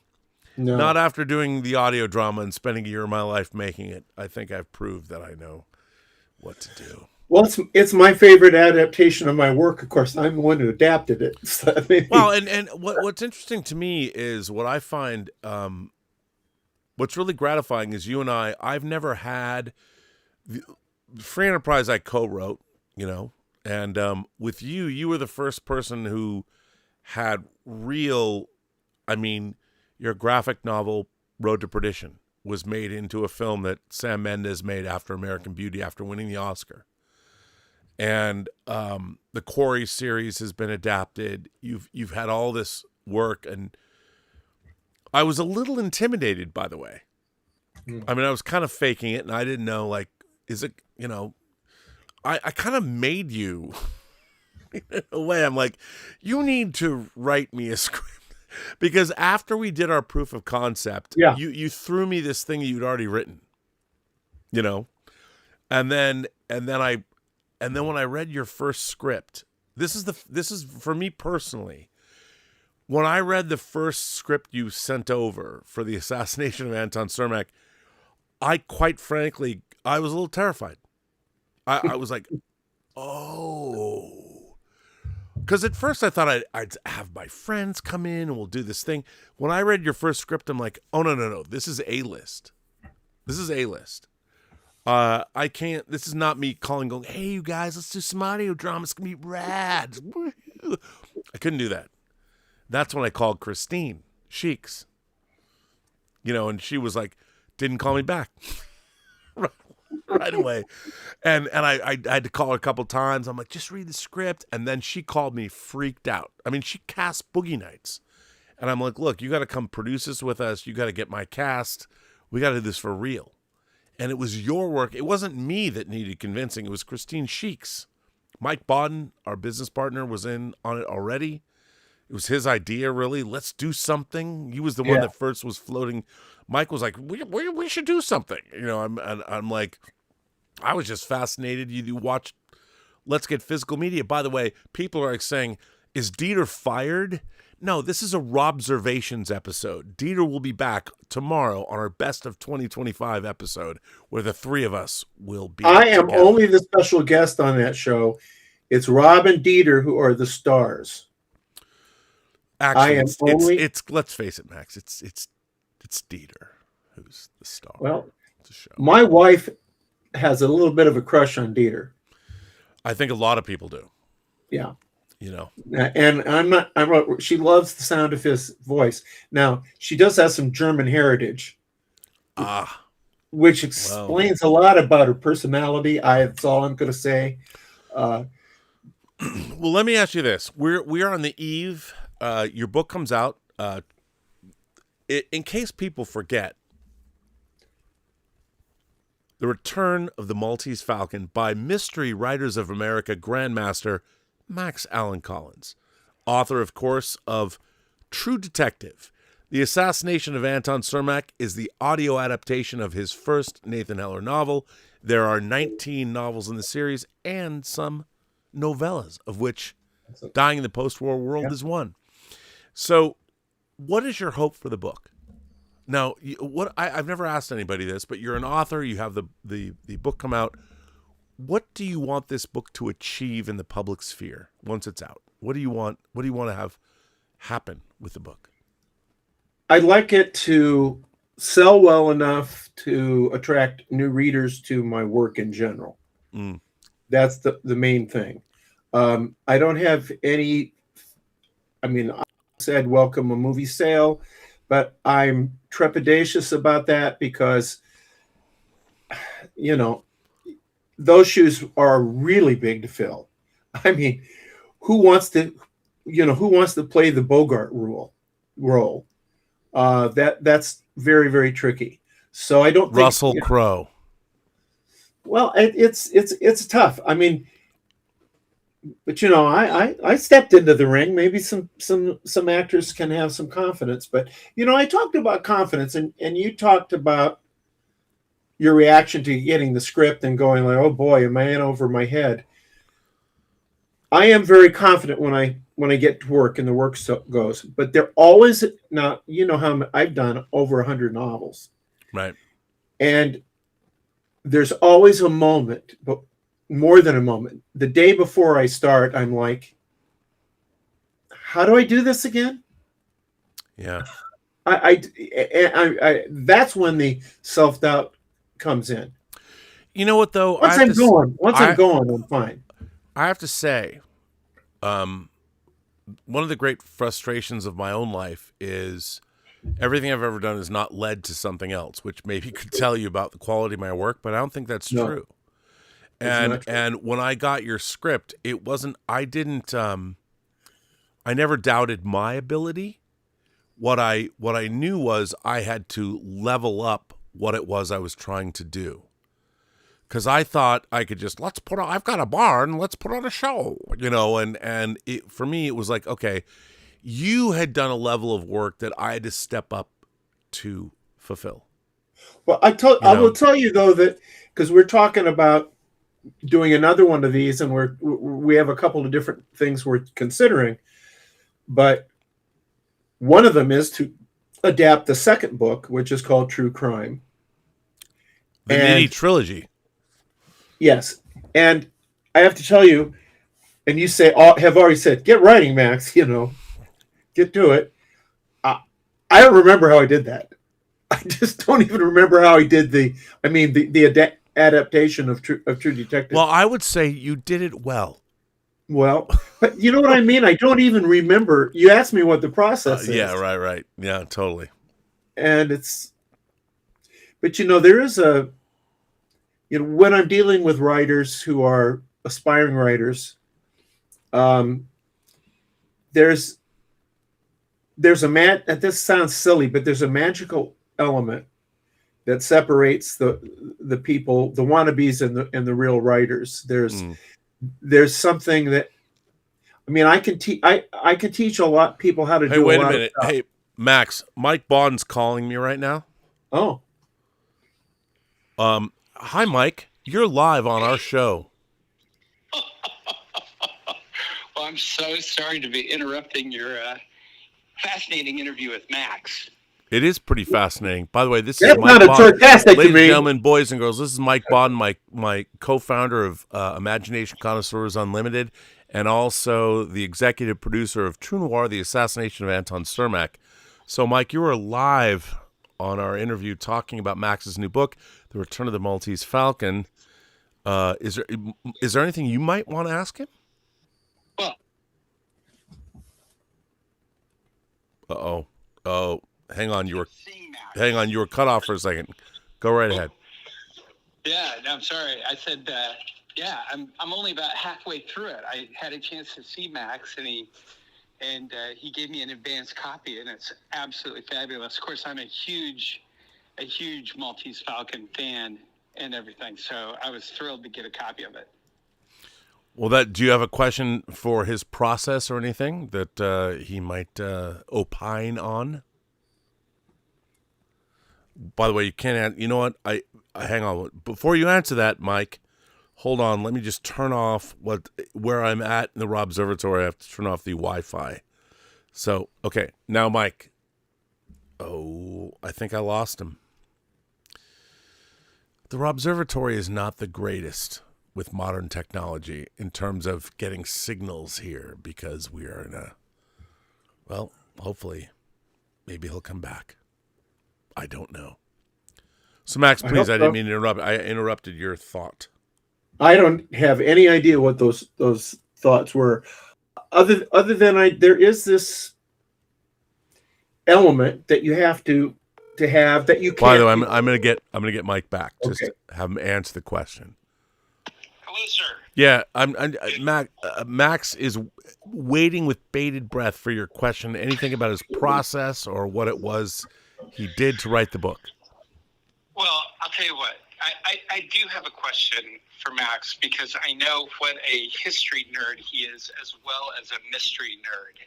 And what I'm curious about is when he's writing something like a sequel to an American detective mystery classic, like how much additional research goes into kind of building out the rest of the story and how deep into the brain of the original author does he have to go in order to really kind of create a sense of continuity and verisimilitude in that universe? Mike, it's funny. That's my question. It's funny you say that because we were literally in the middle of discussing this when you called. So Max will continue to opine. Let me call you. And opine he shall, I have no doubt. Let me call you. I got to get in the car because I'm going to see a double feature tonight at the Irvine Spectrum in Orange County, and I will call you on my drive there. That would be great. That would be great. And all my best to you and Max. Good luck. Have a great interview. I'm sorry to interrupt. You don't be sorry. You're the man. Hi, Mike. Come on. All right, this buddy. is amazing. Take care. All right. Hi, Mike. So there you go, buddy. Well, one thing I can say that kind of is to Mike's question, because we had already talked about the kind of research that I do, but it was interesting to me that he said diving into Hammett's, thought process and his brain, because when I was doing those Mike Hammer books, that we spoke about earlier, these were manuscripts that were as early as before he wrote Eye of the Jury, which was in 1946, to up till shortly before he died. And we won't talk about it, but there were reasons why he didn't write for about 15 years.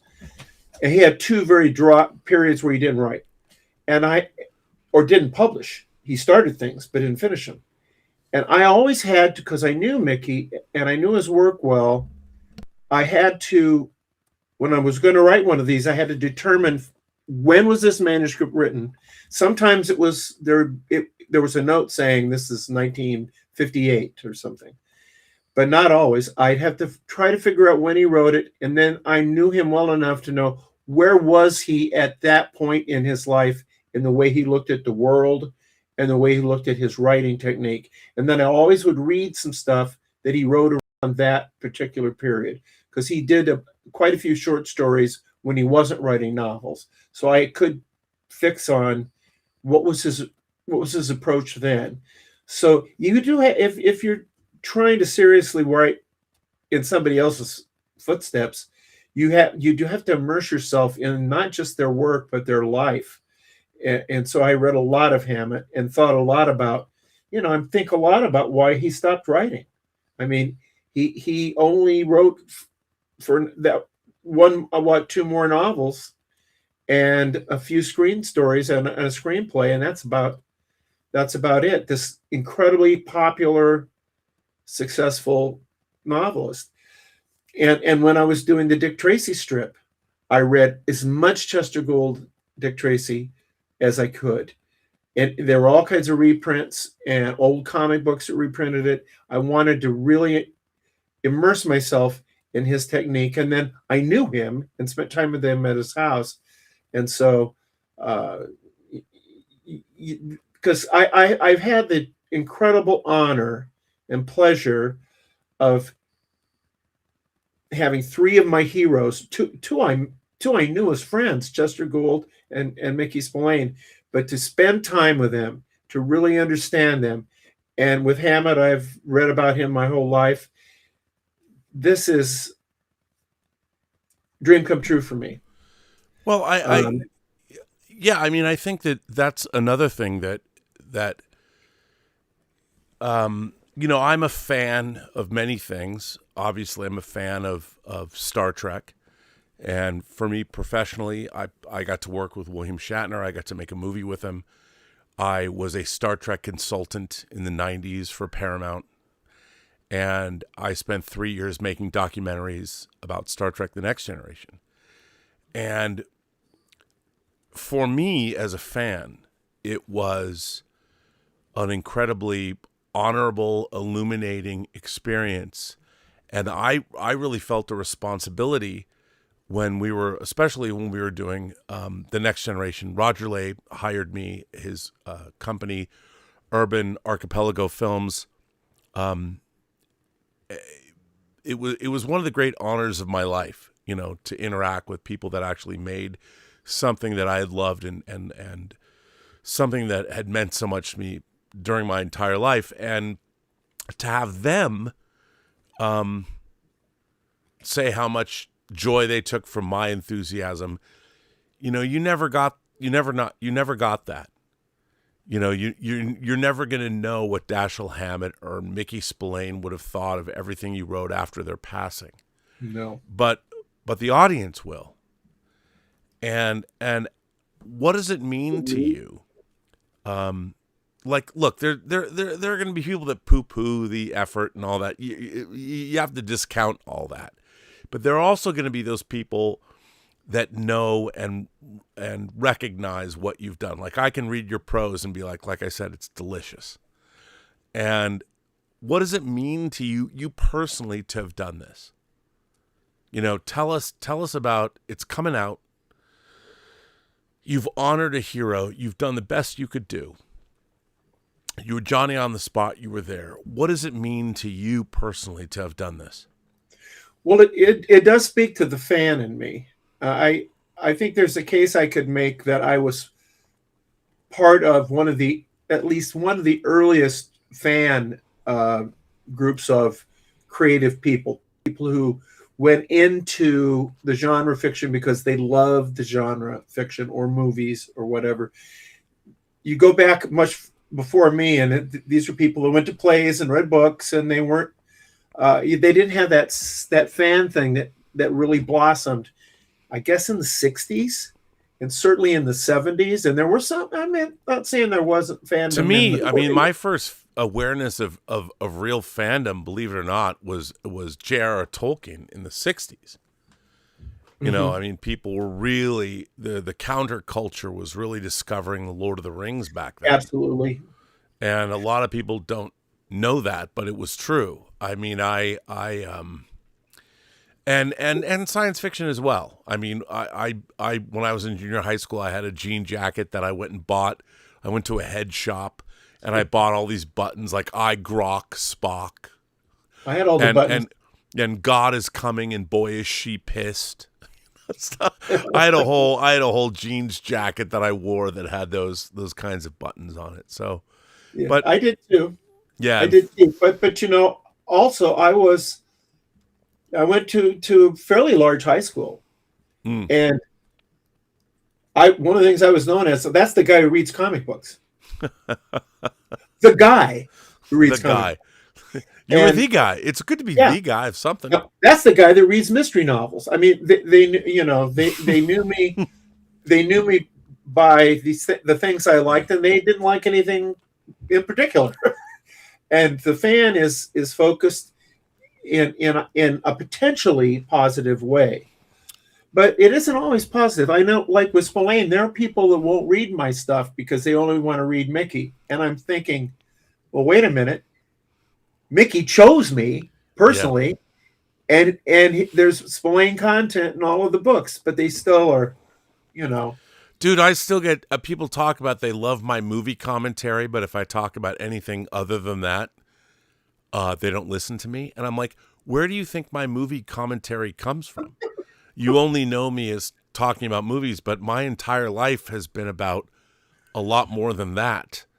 You know, I'm a reader. I'm very aware politically. It's interesting. By the way, Major Chai, you know, who you met, one of my favorite people. She's amazing. And she came out. It really meant a lot. One of my great moments in 2025 is she flew out to see White Devils. You know, not a lot of people I knew who live in the city came out and saw White Devils, but she flew into town to see it. And her husband is a very lucky man. But she says, Happy New Year, Max. One of the highlights of 2025 was for me meeting you, and more importantly, your lovely wife, Barb. Congratulations on the book. They come to see me, and they go away talking about Barb. That's the reality of my life. That's the same thing I did. That's the reality of my life. And I am very, very lucky, but sometimes it's a high price to pay. But I'm very lucky. I'm very, very lucky. Stubble McShave, who, by the way, they're official people on this channel. We have an official cheesemonger. Darth Plato is the official historian, who has a question also. But we also have Stubble McShave should be deemed the official reader of our channel. He's in Sweden, and he says 2 questions for you, Max. Did you feel that you wrote in someone else's world, and what was the biggest challenge on this project? Well, I think that's a good observation, because I was definitely in Hammett's world as he created it in the Maltese Falcon, and I would say that's true. Definitely true of Dick Tracy and my camera. That's a good observation. But I never try to be... Well, I don't like pastiche. I like it. I want to actually do something that is more than just a facsimile of something. And so it's like with, you know, to mention Hammer again, and I have to because I did 14 of them, okay? But I never tried to write like Mickey. My feeling was I'd read it as a kid. I'd inhaled that stuff. Like, you know, I'd taken his books like via, it was in I didn't have to try. Sure. It was in the mix already. What I had to do was make sure I got Mike Hammer as a character right. And that was a very similar,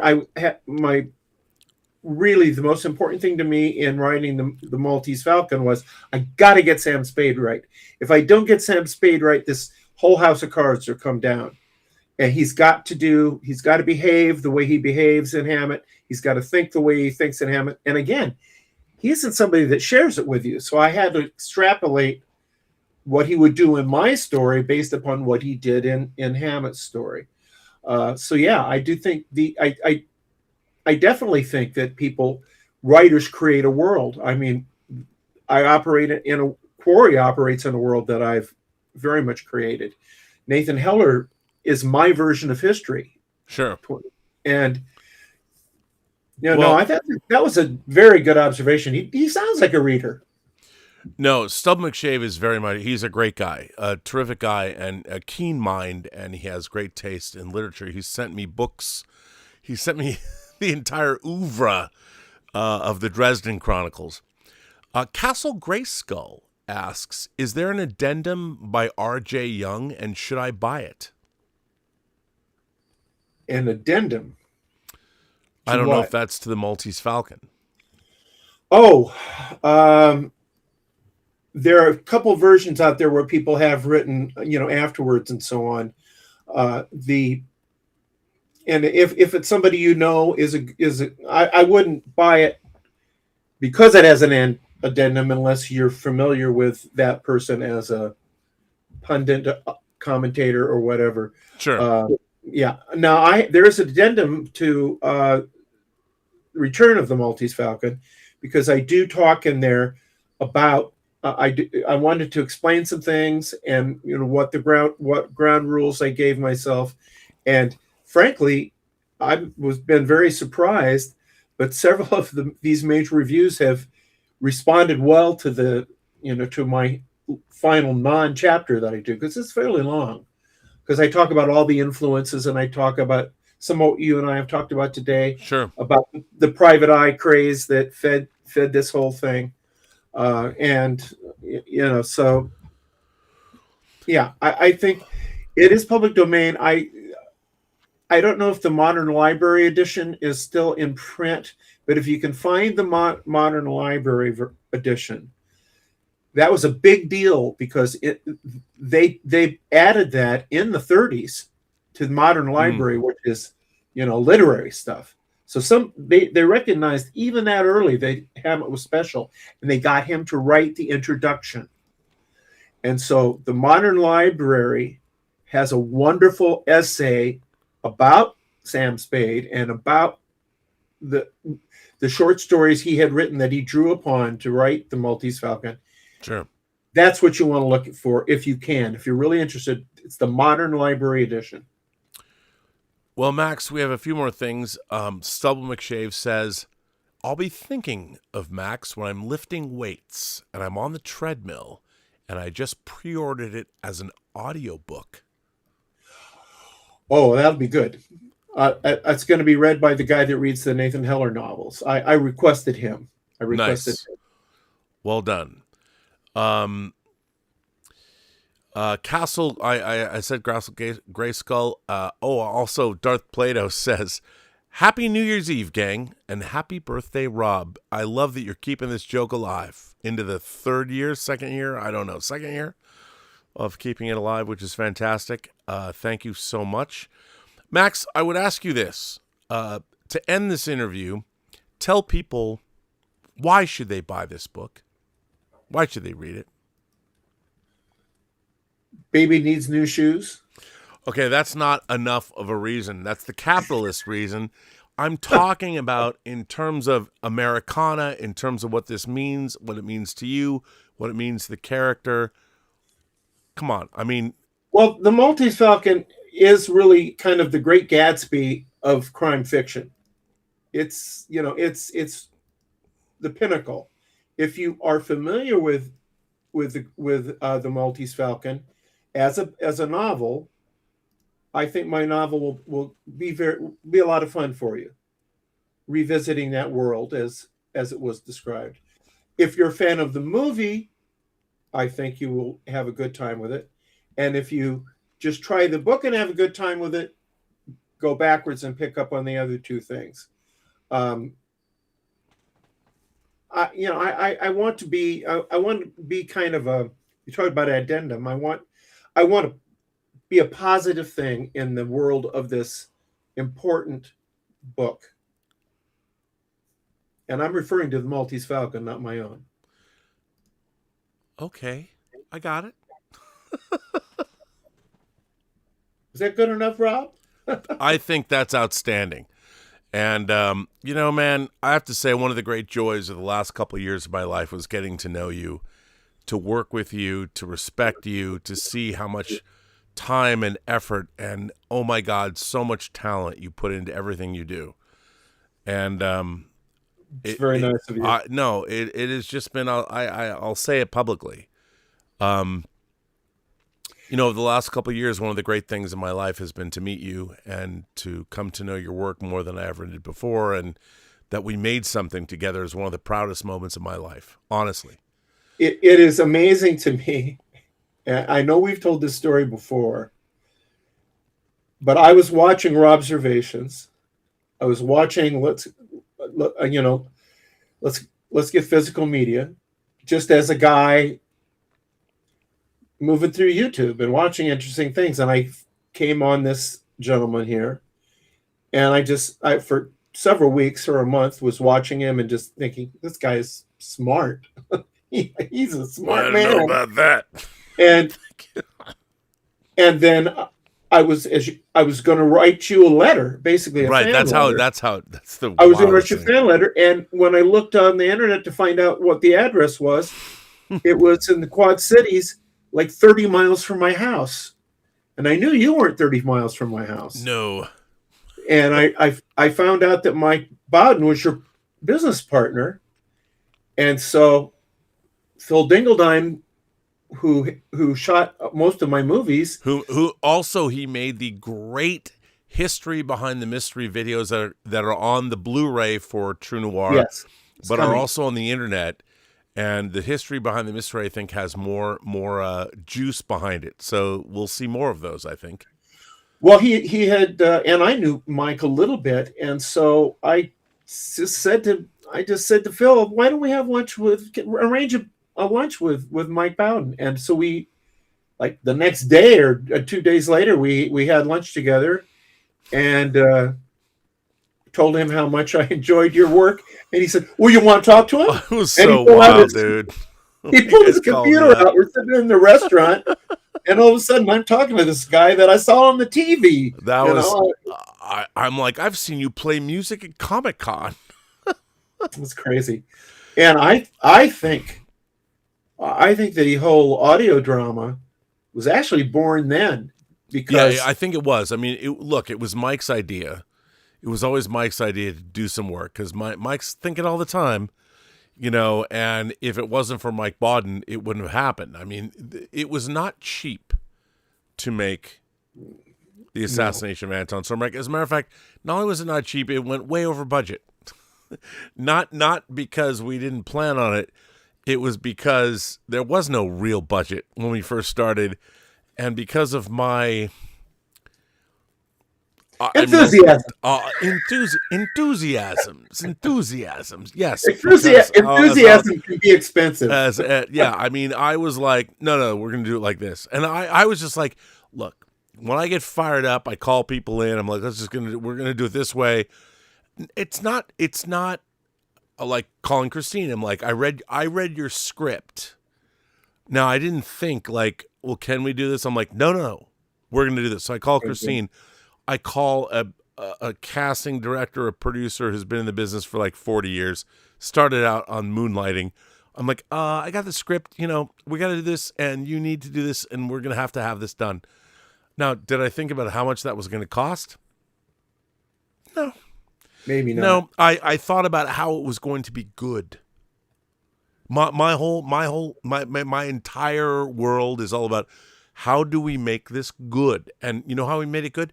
You wrote the script. And when we got that script, I'm like, that's good. Now I have to step up and make it good. I can't let you down. See the script you wrote? You can't see it right here, but imagine. I mean, the script would be folding over my hands anyway, but imagine it was good. And it was really bizarre good. Because it was a bizarre situation because I'm sitting in thank God it's Fridays with Mike Bowden, and he says, what about my camera? Could we do my camera as an audio drama? Yeah. And I said, Skydance just and Paramount are going to be making an offer here pretty quick. I can't. I mean, it's Sky. You know what's so funny about Paramount and Skydance? They're still talking about making it, but we already did it, and it's coming out We already globally in a couple of months. And that's why I said, if you want to do something, my signature character is Nathan Heller. You know what else, though, Max? There's something else. I just really reach button. Yeah, you know. Oh, that isn't on sale yet, but it's pretty cool. I'm just saying, there's something. Johnny Dynamite Underworld. Johnny Dynamite Underworld. This that looks like Terry Beatty artwork. It is Terry Beatty artwork, and you know, it's funny, Max. I don't want to I want to keep it in mint condition, but I'm just gonna say, you know what's really interesting about this book? I read this book. I read this graphic novel. I was like, this is pretty fucking dope, dude. You know what would be cool about this? If there was a screenplay. You woke up in the morning, Christmas morning. Oh. And it isn't exactly like the graphic novel, is it? No, I would say it's even as a graphic novel is a graphic novel. Yeah. A movie is a movie. But who knows? I'm just thinking that Imagination Connoisseur is unlimited, and Max Allan Collins Productions, Johnny Dynamite the movie? I don't know. Who wants to see a movie about a private eye fighting zombie gangsters in Las Vegas? Me? Yeah. And you. Well, and that's it. We can end on this, but to me, if there's a secret to successful writing, and I'm successful because I've never had to. The last real job I had before I had the community college job was sacking groceries. Okay, this has all been about actual work avoidance. So what I'm trying to do, actual work avoidance. Yeah, what I want to do is write the book, make the comics, make the little movies that I want to see. I'm right there with you. And that's what your attitude should be. It shouldn't be, I'd like to write a book like Stephen King, because they buy a lot of those books. There is a Stephen King. There's no need for another Stephen King. Who are you? What can you bring to it? Well, I'll tell you. We have a critical, I'm doing Dashiell Hammett and Mickey Spillane and Chester Gould. But again, I made sure in this life that I've been living, that I had a body of my own work. I could honor my. Well, and as far as Nathan Heller goes, I got to adapt, your signature character, and do it, with you. Well, let's salute Michael Rosenbaum for a minute. Oh, Michael Rosenbaum. Okay. Yes, let's. I mean, he embodied the character, and to be fair, Michael Rosenbaum, I'd never met him, and we cast him, and I hadn't met him, I'll tell the story again. What was really interesting was we were looking for a Nathan Heller, somebody to play the lead role. And I told Christine Sheeks, our incredible casting director and producer, I said, look, I don't even want to know who I'm listening to, because it's an audio drama. It doesn't matter what they look like. Just send me auditions. And we went out and we were doing auditions. And it was funny. I was listening to audition after audition, and there were some great people like Robert Patrick, the T-1000 from Terminator 2. He was fucking great. His audition was great. But I'm like, he's not 26 years old. It's just, and to be fair, Michael Rosenbaum is in his 50s, and he might not have been as young, but Robert Patrick, if I do another audio drama, Robert Patrick is at the top of my fucking list as a guy who can deliver the goods, because he was awesome as Nathan Heller, just not for what we were doing in 1932 when Nathan Heller is supposed to be 26. But he was incredible. And I'm listening to all these auditions, and a lot of them were great. And then I got to one, I'm like, oh, no, that's it.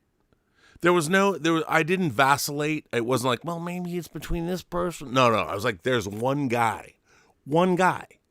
And it was Michael Rosenbaum, he'll even tell you, he's like, I didn't even know what it was. Just kind of toss it off. And maybe that's why it worked. Because I love his podcast. It's so good. Yeah. And the thing is, he's first of all, he's just a terrific guy. He has such empathy but he fucking crushed it. And when I was listening to it, I'm like, because I'm here I was probably here in the observatory. I'm like, listening to him, I'm like,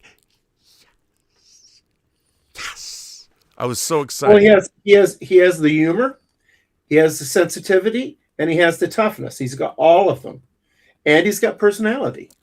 Fucking he brought him to life. He goes a long way, as Sam Jackson will tell you. Yeah, he did. He nailed it. And by the way, I couldn't have. You had to approve too. No, no. And I have to say, I've been in touch with him a little bit, and I think he'll be on board with us if we do something else. And I hope he will. Too. Well, look, I want him to star in the movie. I'd love to have him star in the movie. I want him to star in the movie. Dying in the post-war true noir, dying in the post-war world. The novella is so good, and it's based on an actual serial killer. It's sort of Seven meets David Lynch, in a way.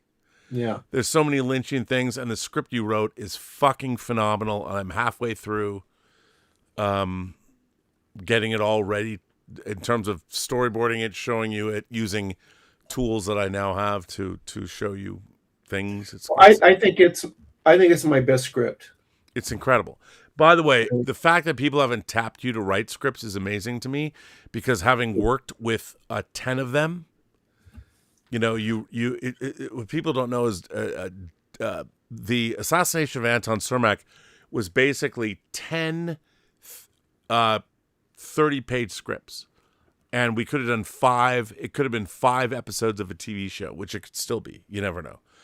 Your scripts were masterfully written. Now, they were written as audio dramas, and it's having played with different technology to turn them into something other than that. It's hard because so much of it is narration based. But anyway, enough about us, Max. Take us home. Tell us, why should people buy this book? And you already did that. But give us a final thought about what is it like to see this realized in the world. What is it like for you to have this come out? What does it mean to you? And why should people buy it?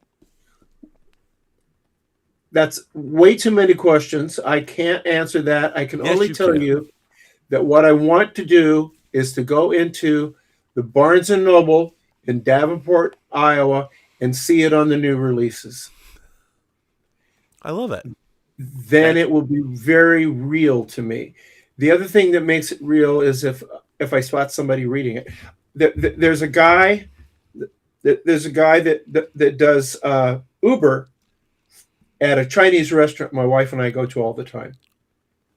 And I walk in, and he's reading a Quarry novel. And nothing could make me happier than to be in the wild and to see an actual human person reading my work. I love that. Well, Max Allan Collins, let's bring this episode to an end, this very special episode, Saturday afternoon. So nice. I'm going to go see a double feature tonight with Alvaro. What are you seeing? I'm seeing The Plague, and I'm seeing the new Daisy Ridley movie about zombies. So, and The Plague was executive produced by Roy Lee, who I did an interview with on the channel just recently. Which I just watched. Very good. I hope you liked it. Everybody, Max Allan Collins, at the end of any James Bond movie, Max Allan Collins will return tomorrow in Let's Get Physical Media with Dieter Bastian. Dieter Bastian has not been fired. This is not a Let's Get Physical Media episode.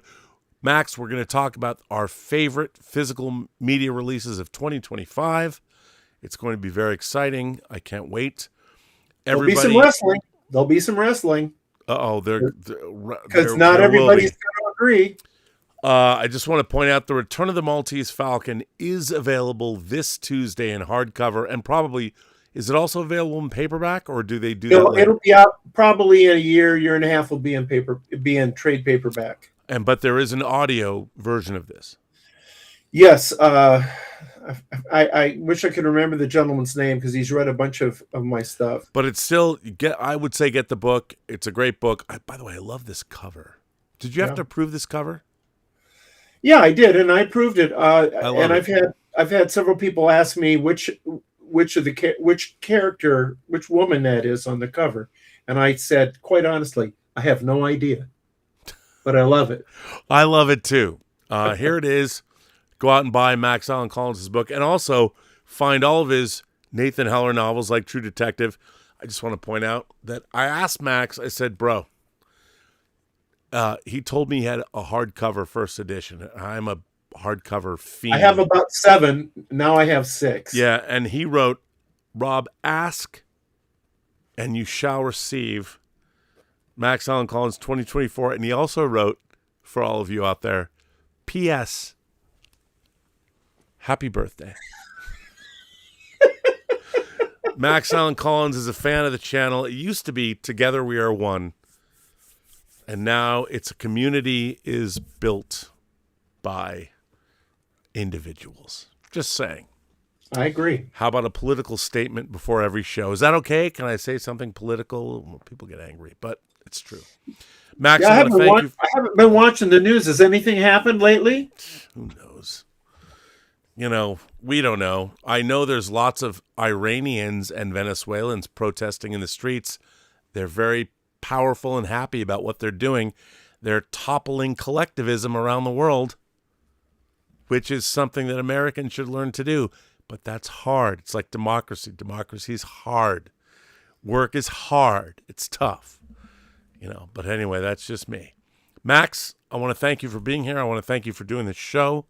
I want to thank everybody for supporting this channel generously via super chats, tips, memberships, and all that. I know we've been remiss in membership calls. I promise we will. I kind of want to go to maybe a membership call every week this year because I need it on Saturdays. They're not going to last. I want to do membership calls not for 5 hours, but for 2 hours. Hit hard and fast. But I want to start doing membership calls every week because I think we need it. I think we need to start chatting on a weekly basis. I know I would need it. So anyway, Max and Dieter will be back tomorrow for Let's Get Physical Media for our best of 2025, of which there are many great works. And once again, Tuesday, available wherever you get your books, Kindle, Amazon, Max Allan Collins, Mystery Writers of America, Grandmaster Max Allan Collins, author of the graphic novel that Road to Perdition is based on, Max Allan Collins, The Return of the Maltese Falcon. Oh my God. So Max, thank you for being here. Do you have any final parting words for the viewers out there? Thank you, Rob. Oh my God, I didn't ask you to do that, but I'll take it. Everybody, thank you for being here. It's fantastic to have Max here. It's fantastic to have this community here. And it's really exciting that what I love is that we provide a community where people on this show are making great stuff, whether it's Brian Fuller, whether it's Alvaro, whether, it's all the people I talk to on Designing Hollywood that's on the John Campea show. Roy Lee, I want to thank him for making his interview possible that I ended the year with, which was, I think, the most important interview I did last year. Thank you all for accompanying me on this journey. And by the way, we are just getting started. And for those of you who are interested, Avengers, Doomsday, believe the hype. Not going to say why. Just going to say you should. Just going to say you should. No one paid me to do that.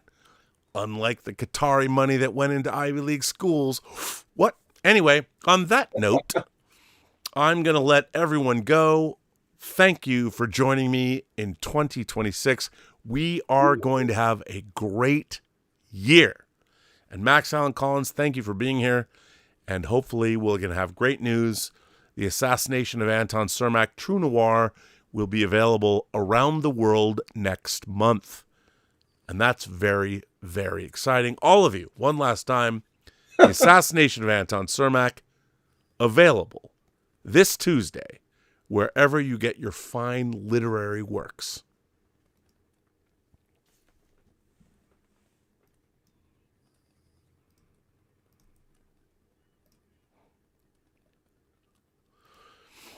We are out, sir. Was I too much? Was that too much?